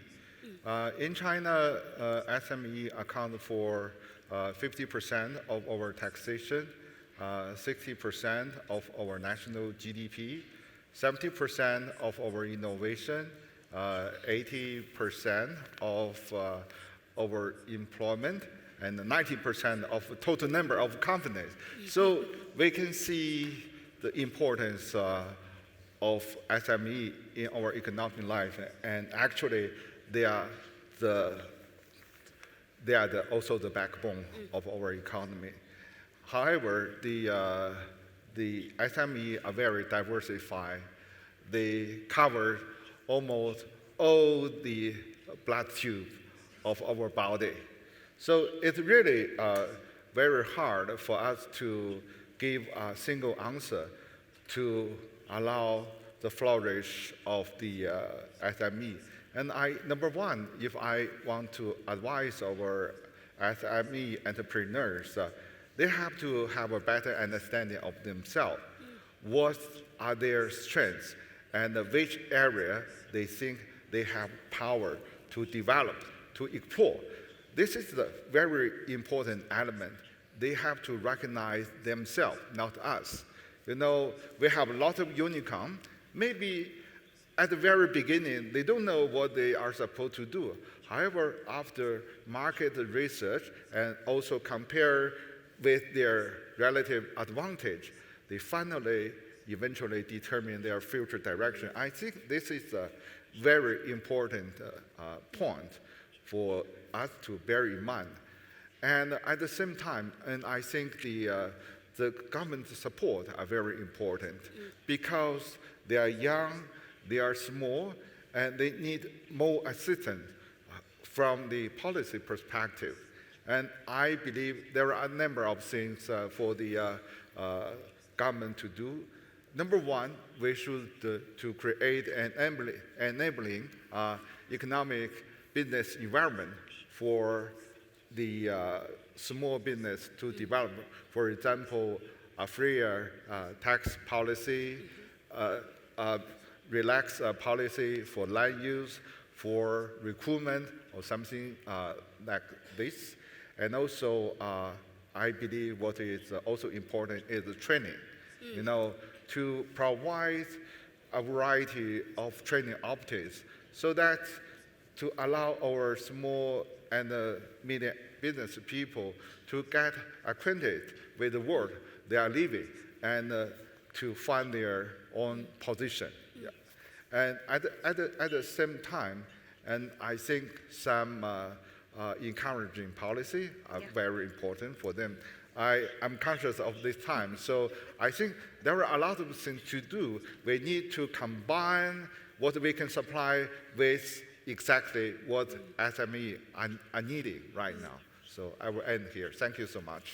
Thank you very much, Mr. Xiaogang. And so if you are an entrepreneur and you're sitting in the audience, I hope you heard that call to action. Know yourself first and what it is that you can solve and contribute to within the block, and the opportunity will be waiting for you. Ladies and gentlemen, I don't think we could have closed off this conversation at a better place. Allow me to echo Mr. Kanwar, the time is now. Ladies and gentlemen, please give my panelists a big, big round of applause.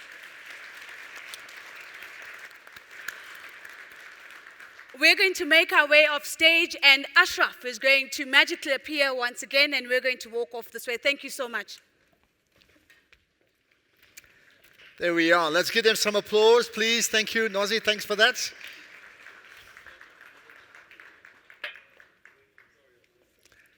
Just as they are getting off stage, let me remind you, so we've got 2 more sessions before we have the tea break. That's one.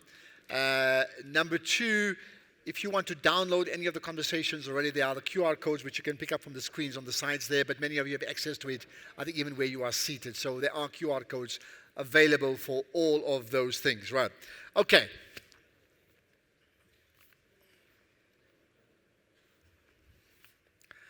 I hope you enjoyed that conversation around collaboration and cooperation. It's very important, right?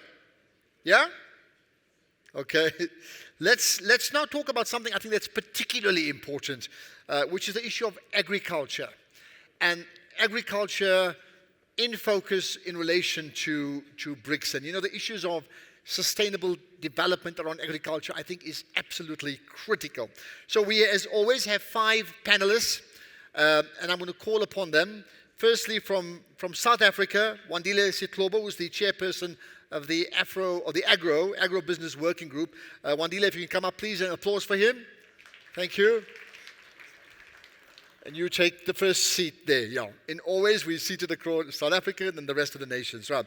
The next of the panelists is Bruno Ferla, who's the Vice President of BRF. He's from Brazil. Applause for Bruno. Thank you.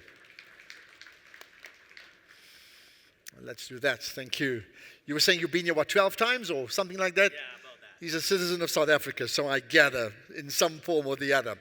From Russia, Vladimir Nosov, from Agriculture WG and the head of competence at FOSS Agro. Vladimir, thank you for your time. And I know you've come for the very first time to the country, so welcome. Thank you. And we move on to India. Jai Shroff is the chair and the global CEO of UPL. Is also a member of the BBC India, which is the BRICS Business Council. Jai, good to meet up. We've shaken everybody else's hands. I need to do that too. Thank you. Right. And then the final one is from China, Jun Liu, who's the chairperson of the COFCO Corporation. Applause for Jun Liu from China. Thank you. Thank you so much. Okay, there we are. Right, so as you've seen, we've got about 40 minutes thereabouts to run through this significant conversation.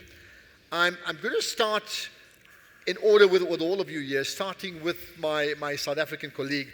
And I want to ask each one of you, perhaps if we're saying agriculture in focus in relation to BRICS, right? And ideally, I'd like you to answer 2 minutes each, all of you, right? What can you tell us?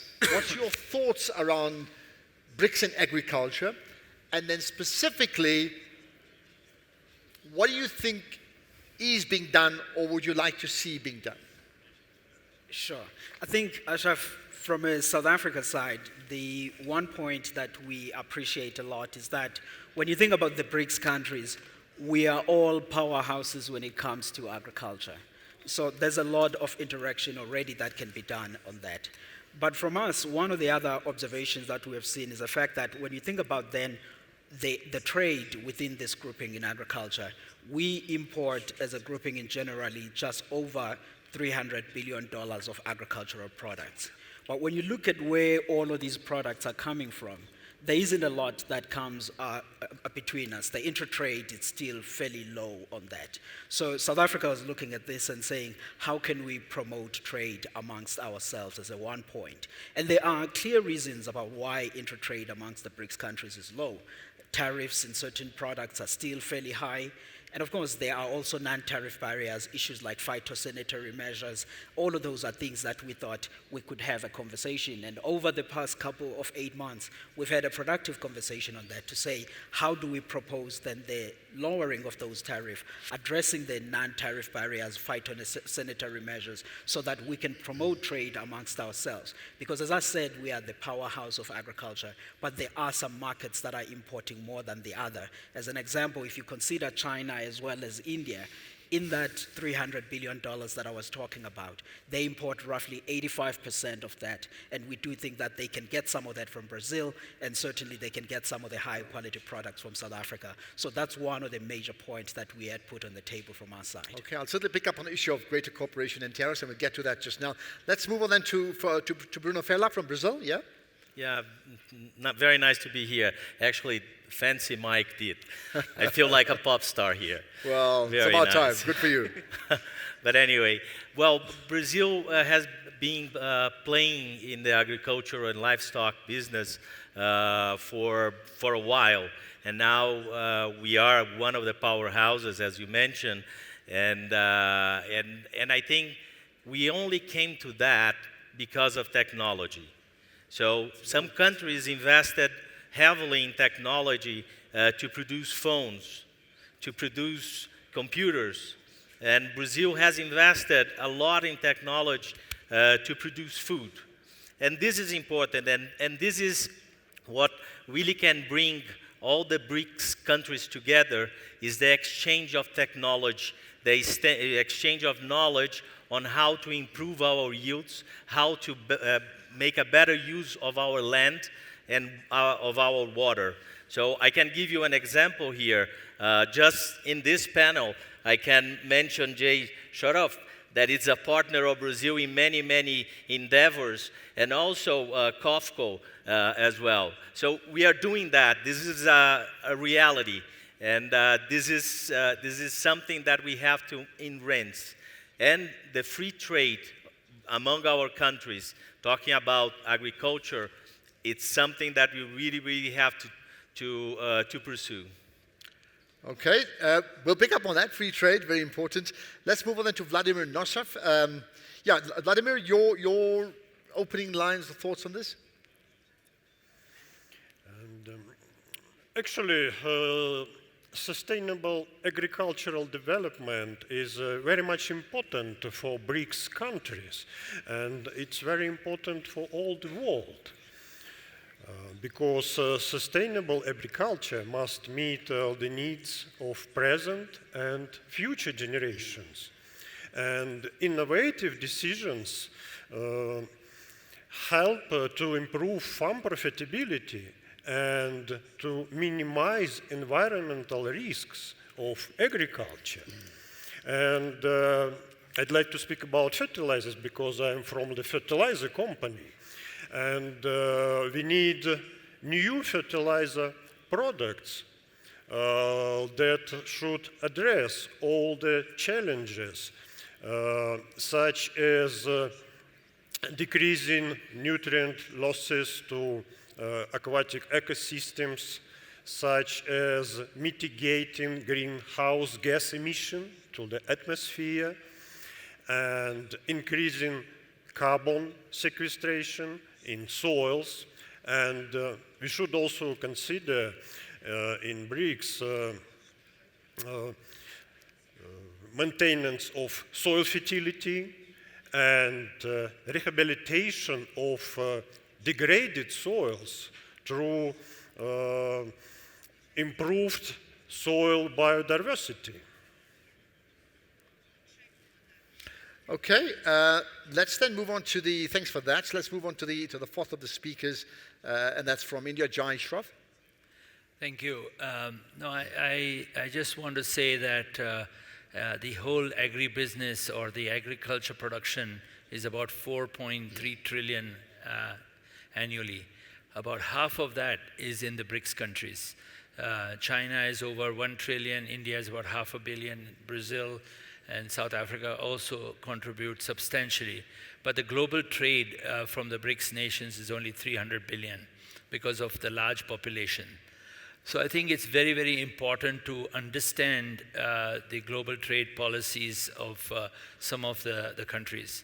The other very important thing is climate change impacts agriculture the most, more than any other industry. Farmers get most impacted by climate change. And we need to create a system by which we can create some kind of resilience for farmers, because food security is such a big issue, and climate change and impact on farmers can be a huge impact. Saying that agriculture, as Vladimir was saying, is one of the key tools to actually decarbonize the world.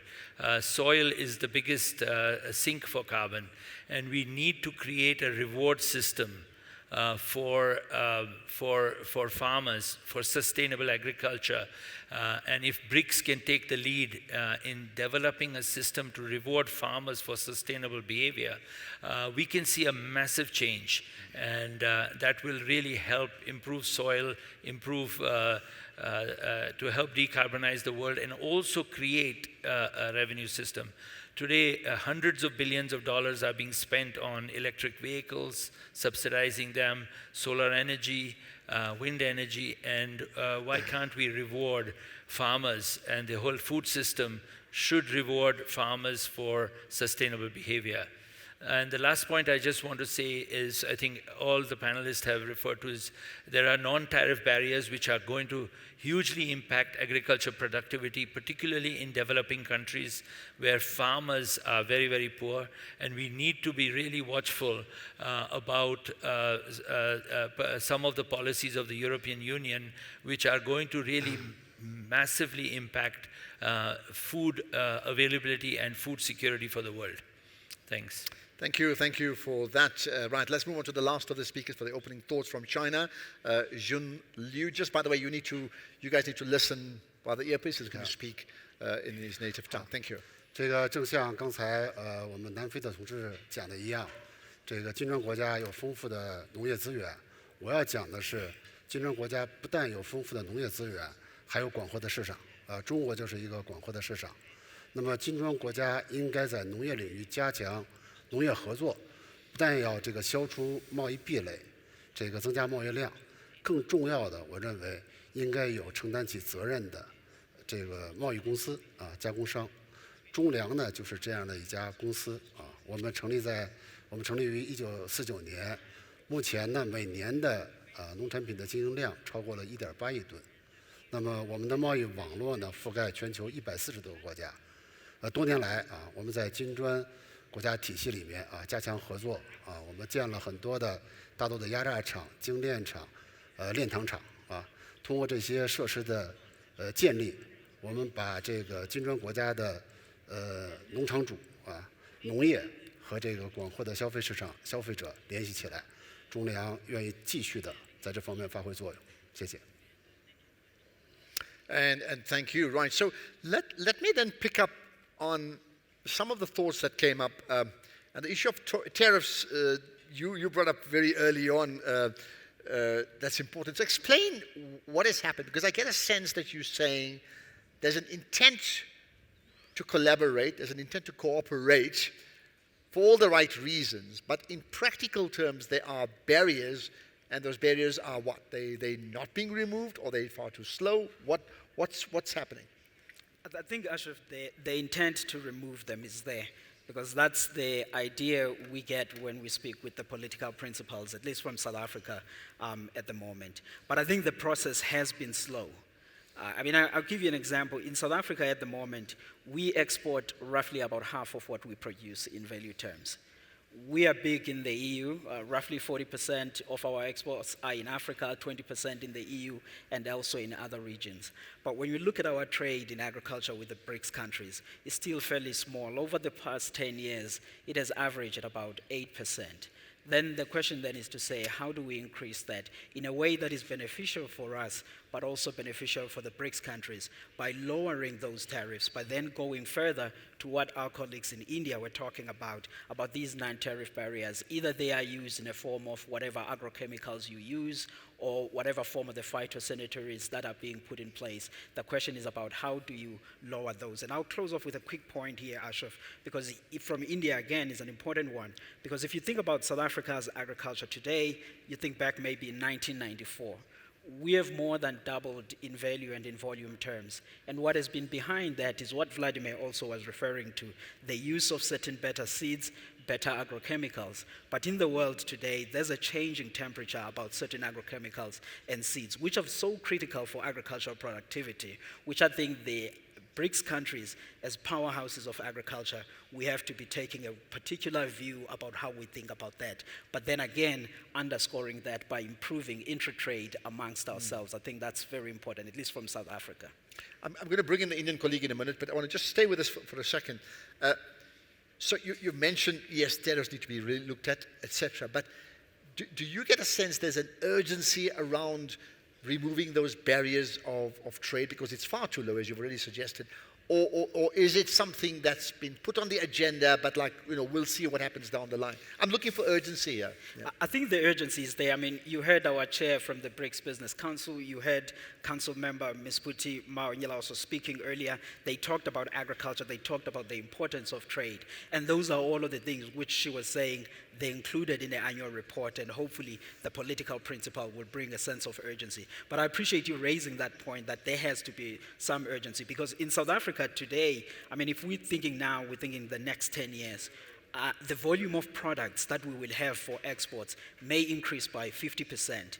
These are high quality wine, fruits, and beef, and we would like to share it with some of our BRICS partners, which is why we are always so cognizant about this particular point. Absolutely. So let's get your thoughts. You spoke about from an Indian perspective about the tariffs and I'm asking that question about urgency. Just add to that.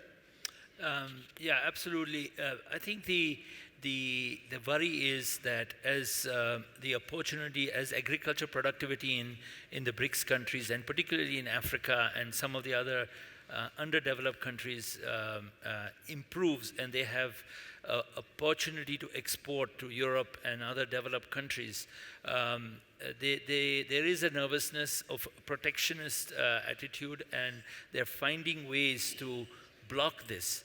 This will really impact the prosperity of small agriculture, small farmers, small agribusinesses to markets, because there has to be a free trade. And you create such a lot of barriers that these guys cannot meet that, and then they have to sell their produce locally. There is an oversupply, prices crash, and they are in this circle of poverty, and they cannot get out of that. So it's very important that as BRICS, which is the largest consumer, largest producer, we take a dominant role in understanding some of these policies being driven. What is the ulterior motive? And then address it in a proper way, because otherwise agriculture development in a continent like Africa, which can really be the food basket of the world, will never happen. Yeah, I think that's very important. And I think, for all of us, we can talk about having the seat at the table, which we do have, but ultimately it's how it impacts on the farmers. I think you've certainly alluded to that, and how we change that situation where the farmers must see their positions change, protected, rewarded, so that then the consumer will see the benefits of that as well. I want to just, I know, Vladimir, you've also had some thoughts around free trade, right, around agricultural products, so input, that is. So maybe if you can add to that. Okay. Actually, there are several approaches how to address all the challenges I mentioned in my introduction. And these decisions include, speaking about, of course, fertilizers, these decisions include smart products, smart fertilizers based on slow release systems. Next generation products include biofertilizers that contain microbes and biostimulants, improving crop nutrition, improving plant tolerance to stress situation. And let's speak also about so-called eco-efficient fertilizers. Eco-efficient products contain safe levels of non-essential elements. Actually, phosphate fertilizers produced from rock phosphate that contains high levels of such elements as cadmium, arsenic, chromium, even uranium.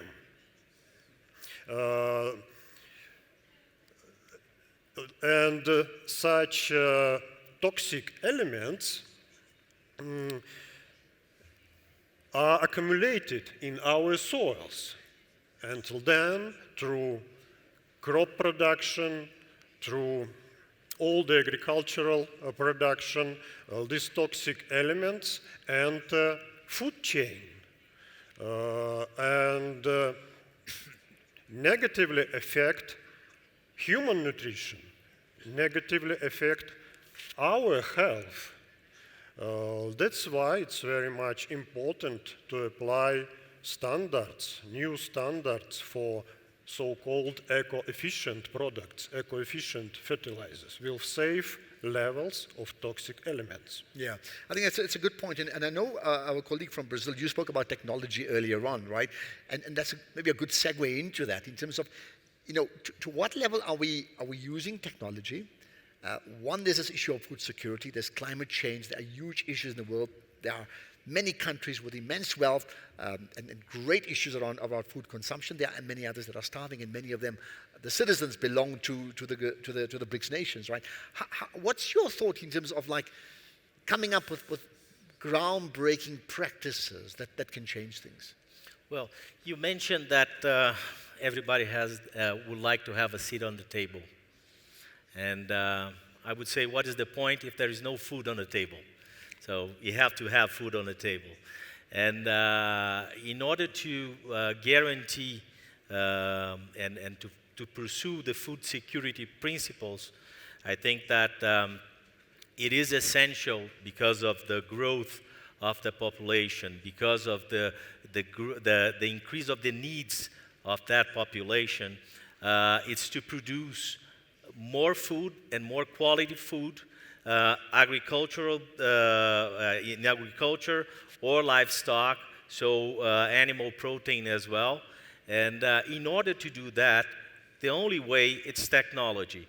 Technology in terms of how you use your water resources that are limited, how to use your soil. So we are talking about fertilizers, how to get a better yield in terms of seeds, what type of seeds that they use, and talking about livestock.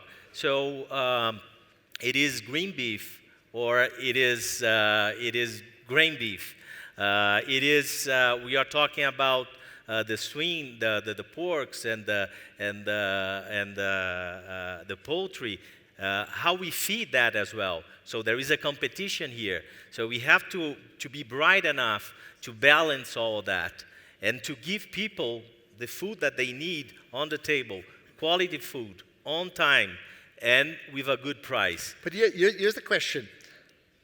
So yes, I think the food on the table makes complete sense, and we agree. But in terms of embracing technology, right? To what degree is there, one thing is the BRICS nations embracing technology for themselves and then being propelled by lower tariffs, and that's fine. But to what degree are those technological advances in country A then shared with country B, C, D, E? I think that there is a sharing. Sometimes the sharing is by selling other products, for instance, fertilizers. Sometimes the sharing is to provide better seeds or to provide better genetics for the livestock. So there is a sharing on that. And the sharing, it's also a question of trade. Nobody is giving up anything here. And we do not want that to be based on giving for free, because that would destroy business. It will not go through. So it has to have this. And then I came back to the trade barriers. So we have to get rid of them in every and each of those sectors. So not only in the final product, but in all the outputs and technologies that go and end up in our table. Okay, let me bring in our colleague from China. I mean, you have thoughts on trade barriers, you have thoughts on sustainable development in your country, and you'd like to just add to that?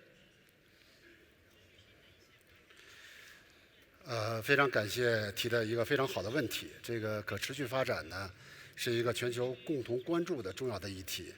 这个中国呢，作为农业大国，我们都知道，我们用全球9%的耕地和这个6%的淡水资源，养活了全球大约20%的人口。这个为全球农业可持续发展做出了巨大的贡献。这中间主要得益于这个生物技术、生态农业这个气候智慧型农业等可持续发展的这种体系的构建。这个特别是近年这个极端天气在全球肆虐，这个中国呢也制定了一系列的措施，积极应对这个气候的变化。比如我们加快农业科技创新和技术应用，推广农业节水和化肥的减量，这个大力发展农业循环经济，同时我们加强南南合作。这个金砖国家呢对全球粮食安全和可持续发展呢高度关注。那么2022年呢，中国担任金砖国家主席国期间中粮集团作为金砖国家农业组的这个中方主席，与金砖伙伴共同发布了金砖国家农业绿色低碳发展倡议、金砖国家农业可持续发展案例报告。这个我们聚焦粮食安全、绿色低碳、生物多样性。我们通过这些倡议和案例的分享，来促进农业的这种可持续的发展。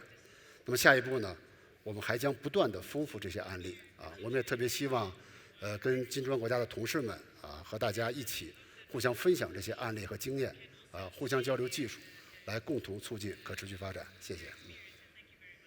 Thank you. Well, I mean, I think the numbers you suggest are admirable coming from disadvantages. You obviously have a big population as well to cater for, right? But it does suggest that we can all learn from you. So what can the other BRICS nations first, and then extended, what can we learn from what China has done? And perhaps as you answer that, is that learning being transferred? Are you also sharing that knowledge with us now? If you want, I can address that. No, I think companies like us and working with the food companies really need to create a new category of food, which is sustainably grown or sustainable food, and that has to happen with a little bit of government support, but mainly the consumer and the food companies. So in India, we are working with about 22 sugar mills, which is still a small number, where we're talking about reducing fertilizer, reducing water, which are the primary two stress points really for the Indian government. And we are working on various technologies to reduce methane emission, to really increase soil carbon with using microbes, as Vladimir was saying. And there's a lot of collaborative work happening at the large company level, and a lot of support from the food companies, the global, the large food companies, to really transition the use. Because if you look at 25 to 30% of carbon emission comes from agriculture, and we need to, if we want to address really the carbon emission, if you do not reward the food system for that transition, you will not get that. There's no reason why a farmer will start using better practices if he doesn't get reward recognition. So I think that the whole system needs to understand that and reward that. Today, it's much easier for governments to support electric vehicles, solar energy. It's one entity. Here you're talking about millions of small farmers, and it needs a lot more effort. Okay, let's talk about the reward. I mean, you've already made the point about the issues of global climate change and what that means for us. I mean, there's big issues around food security, right? But therefore, the issue of reward, and let's start with our colleague from China. I want to run through all of you very quickly because we're almost out of time. Just for 1 minute each, just about how can we reward farmers innovatively to be able to embrace the changes and to be protected where they can meet the changing needs of a changing world. I'll go through all of you, but let's start from that side, yeah? 这个在中国方面来讲，我们主要是要提高农产品的质量。那么作为加工商来讲，我们从农户的手里面收的这些农产品的话，是要经过严格的检测。那么这种高质量的，它是有高溢价的。实际上通过一个价格的传导，就是对这种生产高质量的农产品的农户进行了奖励。我们发挥了市场的作用。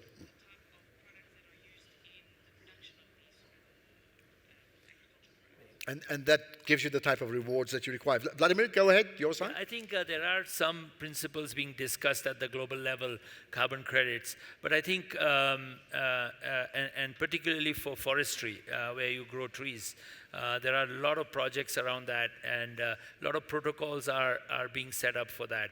I think the beyond the carbon credits, which is obvious, we need to also pay a certain premium to farmers who follow practices. Either can come through more money, or it could come through a priority in purchase or better shelf space in the supermarkets. It is critical that the world addresses that. And that they must cause that shift. Momentum has to create that shift. Absolutely, point taken. Vladimir, let's get your thoughts on that. Vladimir, yeah? Yeah.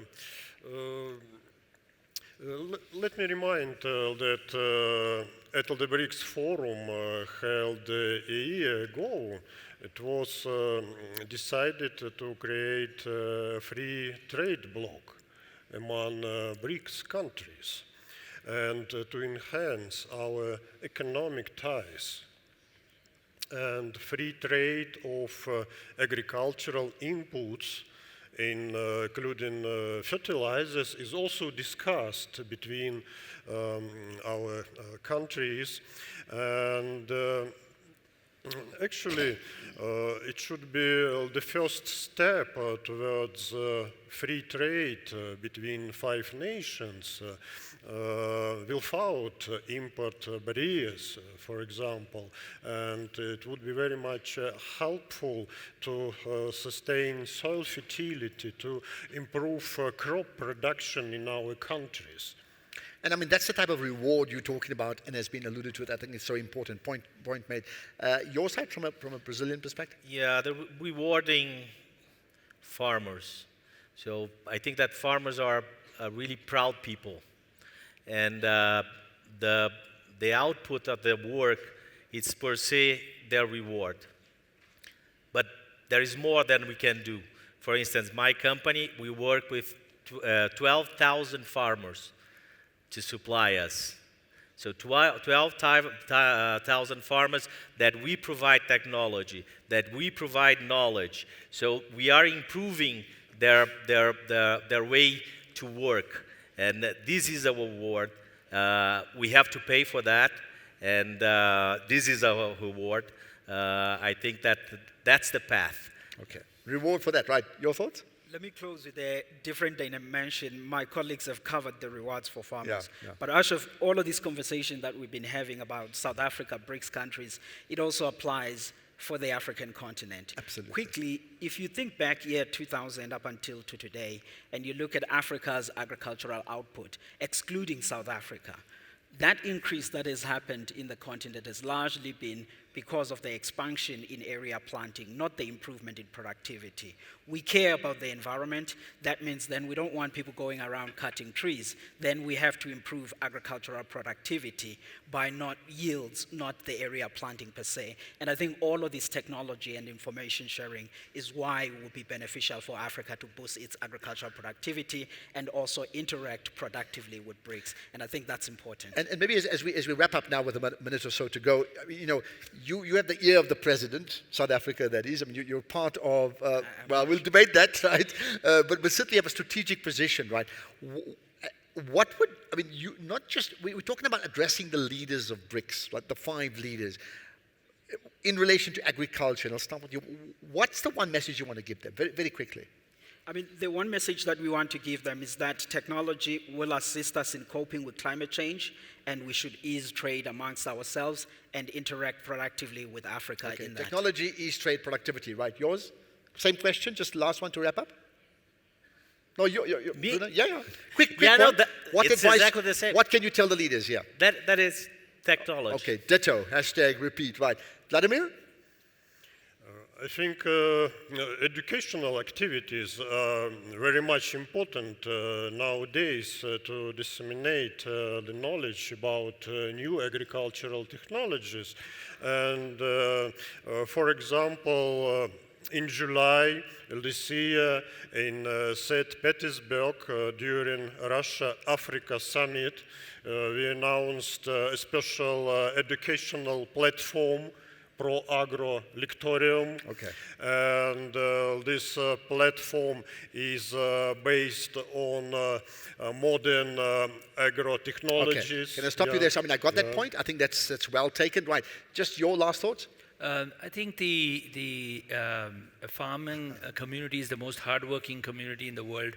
They are the least rewarded for the hard work. They are the most impacted by climate change, and the governments need to focus on building resilience for farmers. Otherwise, we'll have many more food crises going forward. Okay, let's wrap up then with Junyu, yeah? 好，利用这个平台啊，我想做一个倡议，就是我们应该继续加强金砖国家的粮食安全合作，继续加强金砖国家的贸易合作，同时还要加强金砖国家的这个农业方面的投资合作。谢谢。 Absolutely, and that's where we're going to leave it. I think it's a good way to end. Thank you so much. Applause for everybody here. Certainly for the panel, thank you. And thank you for giving off your time. and good lessons learned, and I think there's a challenge certainly to the BRICS community and the leadership as well. Thank you so much. Sense of urgency. Thank you. There we are. Thank you for your time. Thank you. Right, so I'll tell you what, we're going to move on. After the next session, we have a tea break. I think and I'll call upon Nozipho Shabalala once again to handle this session. And I think in the context of what we spoke about around climate change, the issues of a just transition, well, we know is a particularly important challenge. So I'll leave it to Nozi to lead the way. Thank you. Thank you so much, Ashraf. Ladies and gentlemen, as we get ready now for our next session, just before the tea break, so allow me to welcome my panelists to please join me up on stage. I'm joined by the Group CEO of Standard Bank, Mr. Sim Shabalala. Let's give him a round of applause as he comes up, please. Mr. Shabalala, your chair is right next to mine. Representing Brazil in this conversation is the president of the Brazilian Association of Animal Protein, Mr. Ricardo Sandton. Let's give him a round of applause, please, ladies and gentlemen.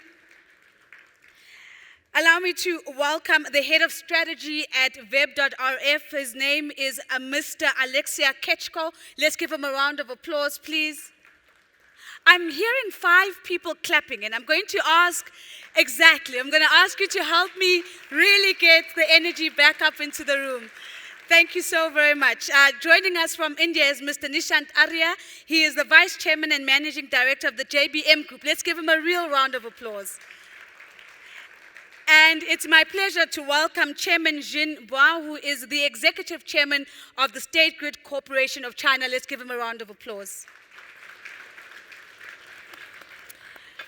Thank you so much. Ladies and gentlemen, we know that we are standing between you and a good and well-deserved tea break, so we are going to be sharp, short, concise, and to the point. Mr. Shabalala, I'm going to start off with you. And I want us to talk a little bit about Standard Bank's support and for renewable energy projects on the continent and in South Africa. My question to you is, what is the funding balance between traditional energy sources and renewable energy, and how does that reflect how the group is supporting the just transition on the continent? Nozipho, thank you very, very much, and thank you for the privilege of being here. It's wonderful to be here, and welcome to our fellow panelists and many people who've traveled long distances. In the case of Standard Bank, the ratio of renewables to traditional forms of energy in the nature of fossil fuels is roughly 4.5:1. Between now and the beginning of this year, we raised 83 billion rand for renewables, and we at Standard Bank have a target of 250 billion rand by the year 2026. That is for corporates. For large companies.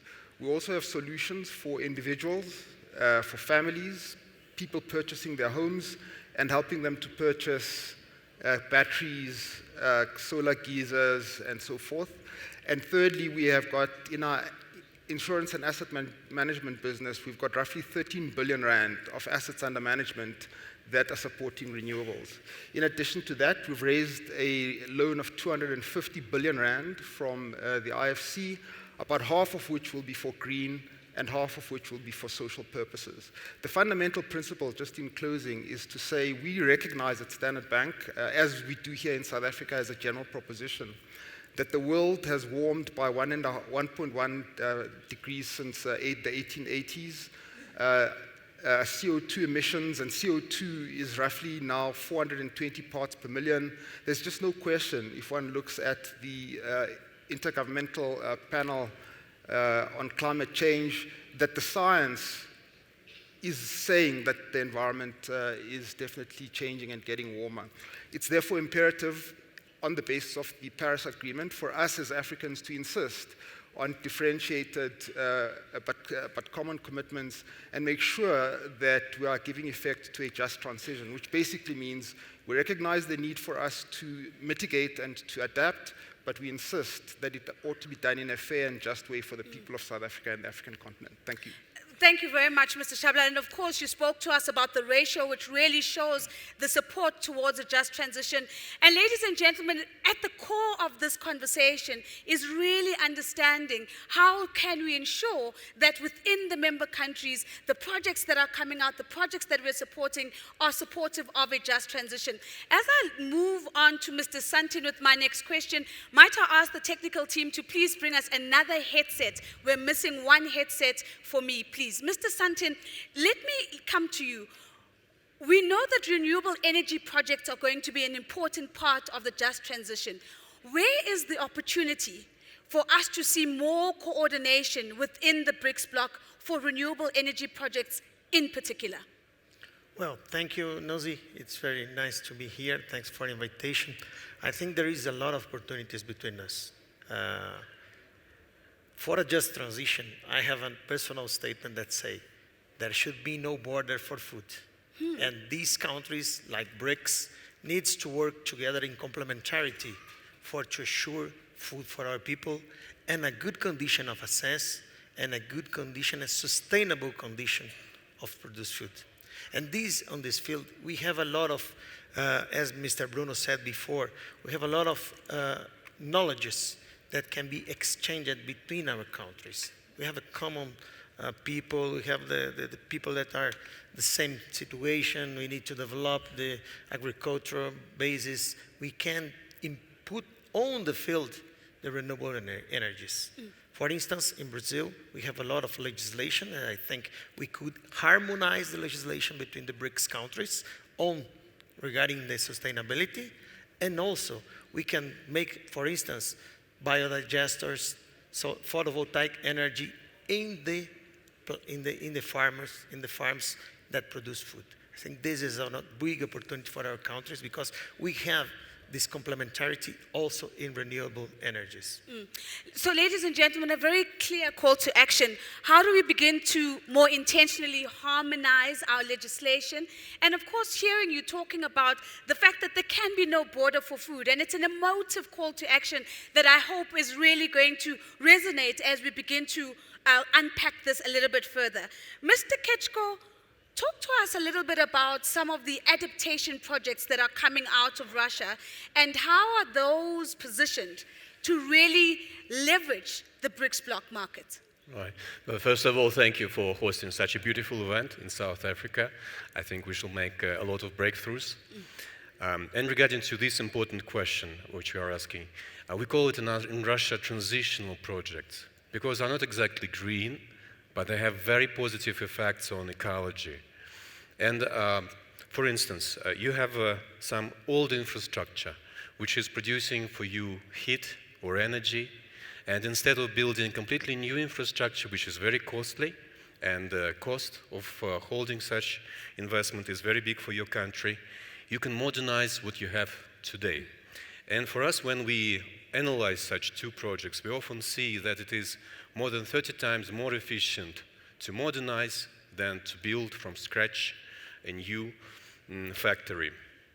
Another important thing I would like to highlight here is that many sources of energy like gas, maybe they're not green completely 100%, but they're good for ecology and they're good for economy. That's why in Russia we created a separate chapter in our taxonomy, which is called transitional projects. And we try to invest in them and really give some credit to those companies which do such projects. And I think nuclear energy, I understand it's not green by international standards, but we see that if you do one nuclear plant, maybe in countries such as yours, it may solve a lot of problems without really harming your ecology. So this is the Russian approach, very pragmatic, very efficient, not trying to make everything 100% green. Ladies and gentlemen, again, an interesting insight, transitional projects. projects that are good for the economy but good for ecology as we journey towards, of course, a greener economy and towards a just transition. So, Mr. Ketchko, thank you for sharing that, using what you have and making sure that you're making that as green as possible. I'm going to jump to Chairman Jin first, and then I'll make my way back to you, Mr. Arya, simply because I want to talk green jobs with you, and I want to talk to the Chairman around this renewable energy phase that we're in right now. Chairman, talk to us a little bit about what actions has State Grid taken to drive renewable energy in China in particular. OK， 非常感谢。大力发展可再生能源是应对气候变化、推动能源转型的全球共识，也是非常重要的推动能源转型的必由之路。中国呢是可再生能源发展、推动可再生能源发展和清洁低碳转型的全球的引领者、贡献者、先行者和推动者。我们在新能源的这个发展方面呢，应该说，无论从政策、资金和技术方面，都有一整套的技术。中国的可再生能源的装机目前已经占到全国装机的超过了50%。去年的可再生能源发电量超过了2亿千瓦时。那么在推动可再生能源发展方面，国家电网公司我们大力的支持。一方面呢，我们在调度运行方面这个优先调度可再生能源，让可再生能源应并尽并，应发必发，应发多发。第二呢，全额的消纳新能源和可再生能源。第二个方面呢，我们大力的发展电网，加强电网建设目前呢，我们已经投运的特高压的线路呢超过了33条，正在建的还有10条。同时加强各级电网的建设，为可再生能源的发展提供并网和消纳的服务。第三呢，我们大力的推动终端能源电气化这个消费水平的提高。推动了以电代煤、以电代油等行动计划，为新能源在终端能源的消费提供更广阔的空间。谢谢。Thank you very much, Chairman. And of course, as you talk to us around how climate change has been a real trigger for us seeing renewable energy installed capacity in China increasing as it has. Away from renewable energy, but related now, ladies and gentlemen, let's turn our focus to green jobs and the green economy. Mr. Arya, let me come to you, because one of the exciting things happening in India right now, of course, is the development around the electric vehicle industry.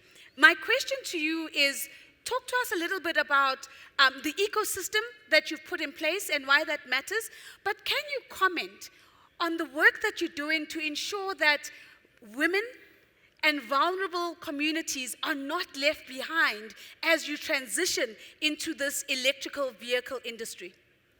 Yeah, I think this is a very opportune topic being discussed at the right time, because today the EV industry in India is really ramping up and really growing at a very fast pace. And when you look at the EV ecosystem, that's a holistic development, because you look at the well to wheel, from the oil well to the vehicle wheel, and from generation to consumption. When you look at that, you see that India embarked on about a 500 gigawatt renewable energy program by 2030 and about 1,000 gigawatt by 2047. And taking that forward with EV charging systems being set up across the country, energy storage, and multiple kinds of electric vehicles, whether we look at two-wheelers, three-wheelers, buses, or passenger vehicles. And that is what is giving the holistic experience in terms of removing range anxiety for customers. Adoption is increasing at a very fast pace, and we are able to understand that how with every, taking example of an electric bus, which is used by 90% of the common man in the country, we are able to knock out about 1 billion tons of CO2 in its lifetime. And clearly seeing that we are making an impact and reducing about 2,500 tons of carbon as well whilst doing that. So I think it's very essential to see that how anything is being executed on ground. And on the other end, electric vehicles is a combination of hardware and software. So India already has a very strong prowess in the area of software, and with the focus on semiconductor, power electronics being built in. So when we look at the ecosystem on the other side, we see the upstream and the downstream, starting from lithium mining, going up to production of cathodes and anodes, battery packs, and for that the government has rolled out a lot of production-linked incentive programs, and investments are being made by local and international companies. On the other hand, it's a very inclusive growth prospect because we clearly see that what got us here will not take us there in the future. Whilst doing this, there's a lot of focus on skill development, and that's what you talked about, green jobs. So in skill development, a lot of learning, unlearning, and relearning is happening where people from the automotive sector, from software, from power, from railway, renewable energy, and many other sectors are getting into this EV ecosystem and building it in a very robust manner. And on the other hand, in terms of gender diversity, we are able to see that whether women or children or other people are clearly a part of this whole growth trajectory which we are having in the country, because consistently multiple new startups, youngsters are coming up, and there are more than 1,000 startups today in India on the EV ecosystem which are contributing in different ways and means and leading to a lot of inclusive growth, not only contributing to the Indian green economy and green EV ecosystem, but to the global EV ecosystem as well. I'm jumping in because I want to push you a little bit, Mr. Arya, because I think that ecosystem really sounds interesting. At the end of the day, the rubber hits the road in how competitive an industry is. The follow-up question to you is, what are you doing to make sure that the electrical vehicle industry is more competitive than the traditional fuel vehicles that we've become accustomed to? I think EV industry and green industry really works on total cost of ownership. And in total cost of ownership, we clearly see the whole life cycle cost for any such product or service, where we see that compared to different fossil fuel-based or ICE-based vehicles, the operating cost is negligible, about 75% lower, because the number of moving parts reduced from 2,000 moving parts to less than 20 moving parts.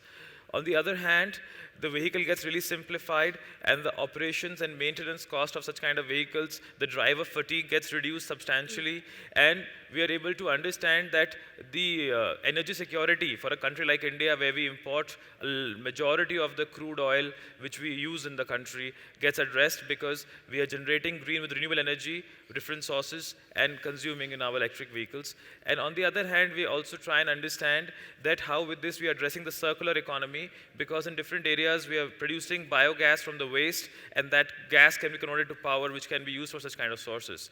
So it's a very long-term strategy which gives us total independence and control over our energy security and the transportation for the common man and the public at large. Mr. Arya, thank you very much. And of course, you've brought the circular economy into the conversation, which is very important. Mr. Sandton, let me jump to you.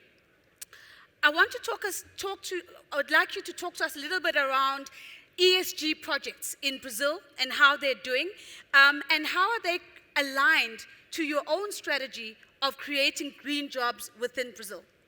Well, we have a lot of legislation on it, and Brazil have a very, very strict forest code, some legislation that impose to the producers to be more green, and so our companies need to work in a circular economy. We use all the, and as Mr. Arya said, it's not only the electric vehicles, it's biofuels and biomass fuels that our companies already has this, and so this is a kind of green, and it also has forest, planted forests for to heat the plants, and so we can do this, showing that it's possible. Brazil has a big sustainable model of this. Brazil is supporting, and the government is putting money on, investing money on subsidize the good practice and sustainable practice of this. For instance, to include the photovoltaic energy in the farms, and also the biodigesters producing of pork, producing biomass and biofuels. You speak about good practice, Mr. Sandton. So I want to test some of that good practice with Chairman Shin. Chairman, let me come back to you. can you talk to us a little bit just about some of the returns that you're seeing in terms of ESG projects in China? And what are the best practices or the good practices that you think are driving those returns in China? OK， 应该说我们在金砖国家应对气候变化、保障能源供应、推动能源转型和可持续发展方面有广泛的共识。我们这些年呢，和金砖国家一道来共同推进落实我们的这些转型的具体的工作。一个是呢，我们大力的促进清洁能源的发展啊，我们支持通过资金的支持、技术的支持，包括我们的这个清洁能源的新的一些技术的输出支持金砖国家推动清洁发展。尤其是我们还在海外金砖国家建成了许多清洁的一些项目，发电项目和输电项目。最值得我们骄傲的呢，就是我们在巴西建成了2条特高压的直流线路，把巴西亚马逊流域的水电通过2000多公里长距离的送到了里约和圣保罗。我们已经累计输送了1760亿千瓦时的清洁水电，同时呢，节约了标煤呢6300多万吨，减少二氧化碳排放1.75亿吨，这是我们的最佳实践。同时，我们推进电网的互联互通，我们先后建成了11条跨国的线路。我们在非洲建成了埃塞俄比亚，包括埃塞俄比亚到肯尼亚以及埃及的500千伏的输电线路，通过加强电网的建设，那么为清洁能源的消纳提供有力的保障。第三，我们还积极的开展人才和技术的交流合作。我们和金砖国家这些年我们常态化的通过人员的培训、技术的交流、互访，包括共同举办国际论坛转型，来促进清洁能源的发展。谢谢。Chairman, thank you very much. I think it's quite a succinct insight that you're highlighting for us. How do we better support just transitions within the bloc? You say the subsidies need to be both financial and technical. We need to be looking at interconnections within the BRICS bloc. And of course, you're saying let's not forget about the people and making sure that we continue with lifelong learning opportunities and training opportunities within the bloc. Mr. Shabalala, I come to you last for fear of nepotism because we have the same surname, and I guarantee you that we're not related, but I come to you last with this set of questions. I wonder whether you can talk to us a little bit more about the gender element, because I think we talk about a just transition being inclusive, not leaving women behind, not leaving young people behind. How do we make sure that as we transition to a green economy, as we really become intentional about green jobs, that we've got a gender lens on as we do that? So Nozipho, first of all, not only do we share a name, you're wearing blue, and the brand of Standard Bank is blue. So thank you very much for the free advertising. We deeply appreciate that. Secondly, the fact of the matter is, it's in our experience, more than half of our customer base are women, and the vast majority of decision makers are women. Yeah. And therefore, in thinking about products and solutions that we design for our customers, we make sure that the people that are designing them understand women. Close to half of our executive at the Standard Bank Group are women, and therefore we're in a position to be able to formulate products and solutions that are appropriate. Secondly, nothing beats actually going out into the field and talking to customers and understanding. So I'll share a story with you. I had the privilege of visiting one of our major fossil fuel projects. I might just add it's a brown project, which we think is necessary to do because it's going to have the impact of improving people's lives. Yeah. By, amongst other things, helping to remove charcoal and biomass and therefore stopping people from chopping trees and therefore improving people's health because they're not going to be using charcoal in their stoves, and it's going to be good for the environment. The important thing about this is the incredible impact that the women have got in formulating the strategies that are necessary for that project to be executed. That's just one example of how one goes about doing that, by making sure that the decision makers, people designing the products, people actually going out to sell those products are women. So it's interesting to listen to you talking not about women being an afterthought when all is done. You say women are formulating the strategy. And I think that's a massive mindset shift and a reframing around the role of women within these projects and within this process. And it's really encouraging to hear you say that. So I'm going to be a little bit cheeky because we've got about 15 minutes left. I would actually like to have one more voice for each of you. So what I'd like to do is I would like to take us to 2025. And I'm going to go to you, Mr. Santini, first, because 2025 is when Brazil hosts COP30.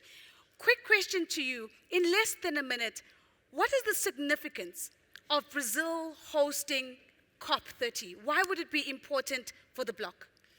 It's very important for the bloc and for us to have the COP in Brazil. Brazil is the land of the Amazon forests. We work all the country trying to be sustainable. We are a very sustainable producer of food. We are very sustainable of producing of energy as well. And so this COP there will mean to get all the world looking to Brazil, but not only to Brazil, all the BRICS countries, because we are saying to the world, we have more than 40% of the global population. We are here trying to get together and producing all the things in a sustainable way. This is the just transition that we intend to do. We want to show there that it's possible and it is achievable. So we have the broad framework from the host. So COP30 in 2025 is going to be showcasing that a just transition is possible. It's going to be practical conversations, showcasing pathways to do that. The rest of my panel, I'm going to give you an opportunity to put one agenda item on the agenda for COP30. So as Mr. Santini and his government hosts, what is the one thing that you think we need to be talking about at COP30 that is going to deliver a just transition? Mr. Shabalala, I'm going to start off with you.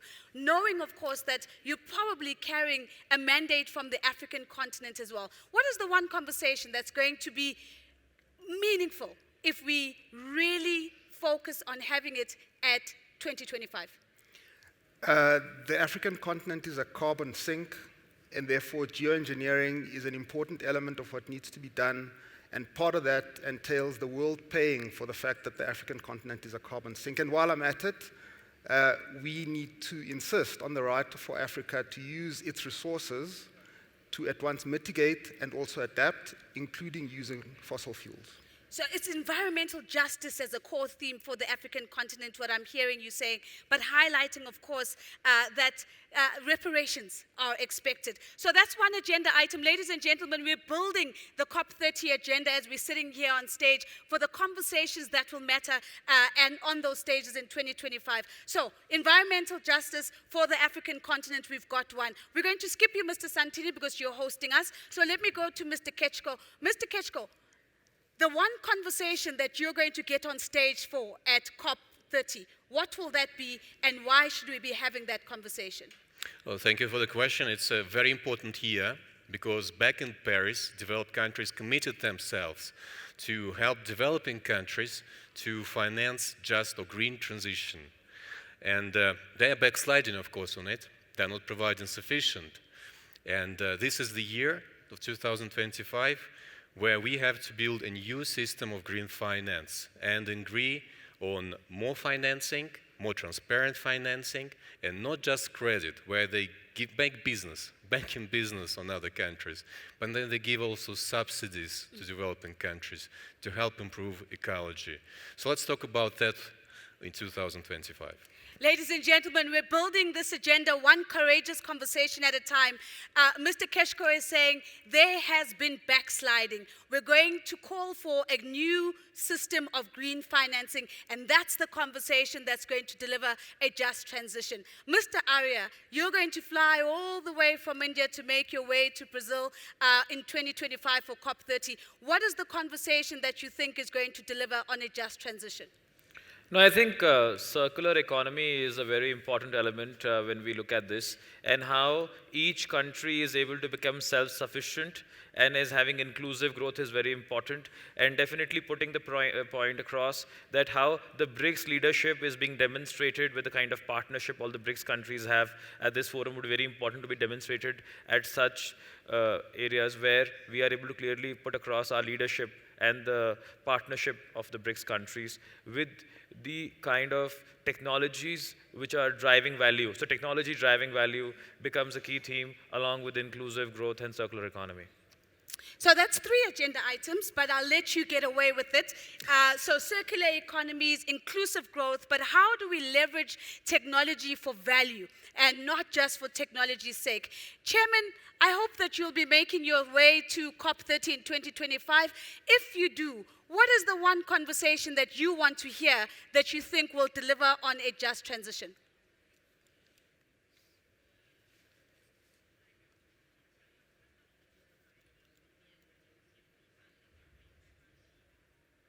OK， 这个推动绿色发展是我们应对气候变化全球共识。我们应该全球共同行动。那么我们希望呢，在推动绿色发展方面，首先要推动能源的转型，大力发展可再生能源。而推动能源转型最重要的，各国呢要在政策方面要提供支持的政策。第二，要加大资金的投入。第三呢，一定是要推动技术创新，通过技术创新来推动能源的清洁低碳转型。同时呢，我们还要加强国际的技术的交流合作，分享技术经验，来共同推动全球的清洁可持续发展，建设美丽地球。Thank you very much, Chairman. Ladies and gentlemen, there you have it. It's our final agenda item. We want global action and sharing. We want to have a courageous conversation around policy and policy harmonization. And we want to leverage and unlock technology for energy. So with that, we have not only had a conversation about giving meaning to what the just transition looks like for BRICS, we've made it very practical, and we've also leapt forward to 2025 and said, this is what we want to be talking about at COP30. It does conclude our session. Might I please ask you to please give my panelists a big, big round of applause.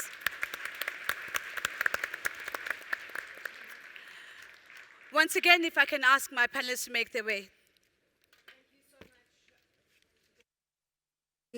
Thank you very much. Nozipho Shabalala, Superstar Deluxe, thank you so much. Getting us out on time, 11:35, you've all your tea break. We're back here at 12 o'clock. So ladies and gentlemen, please, if you could be seated by 12 o'clock. Tea is taking place at the back of the hall. Through the curtains, you will find you have cocktail tables with your coffee and tea. And we look forward to seeing you back at 12 o'clock. Thank you so much. Okay, and I'm here. Anything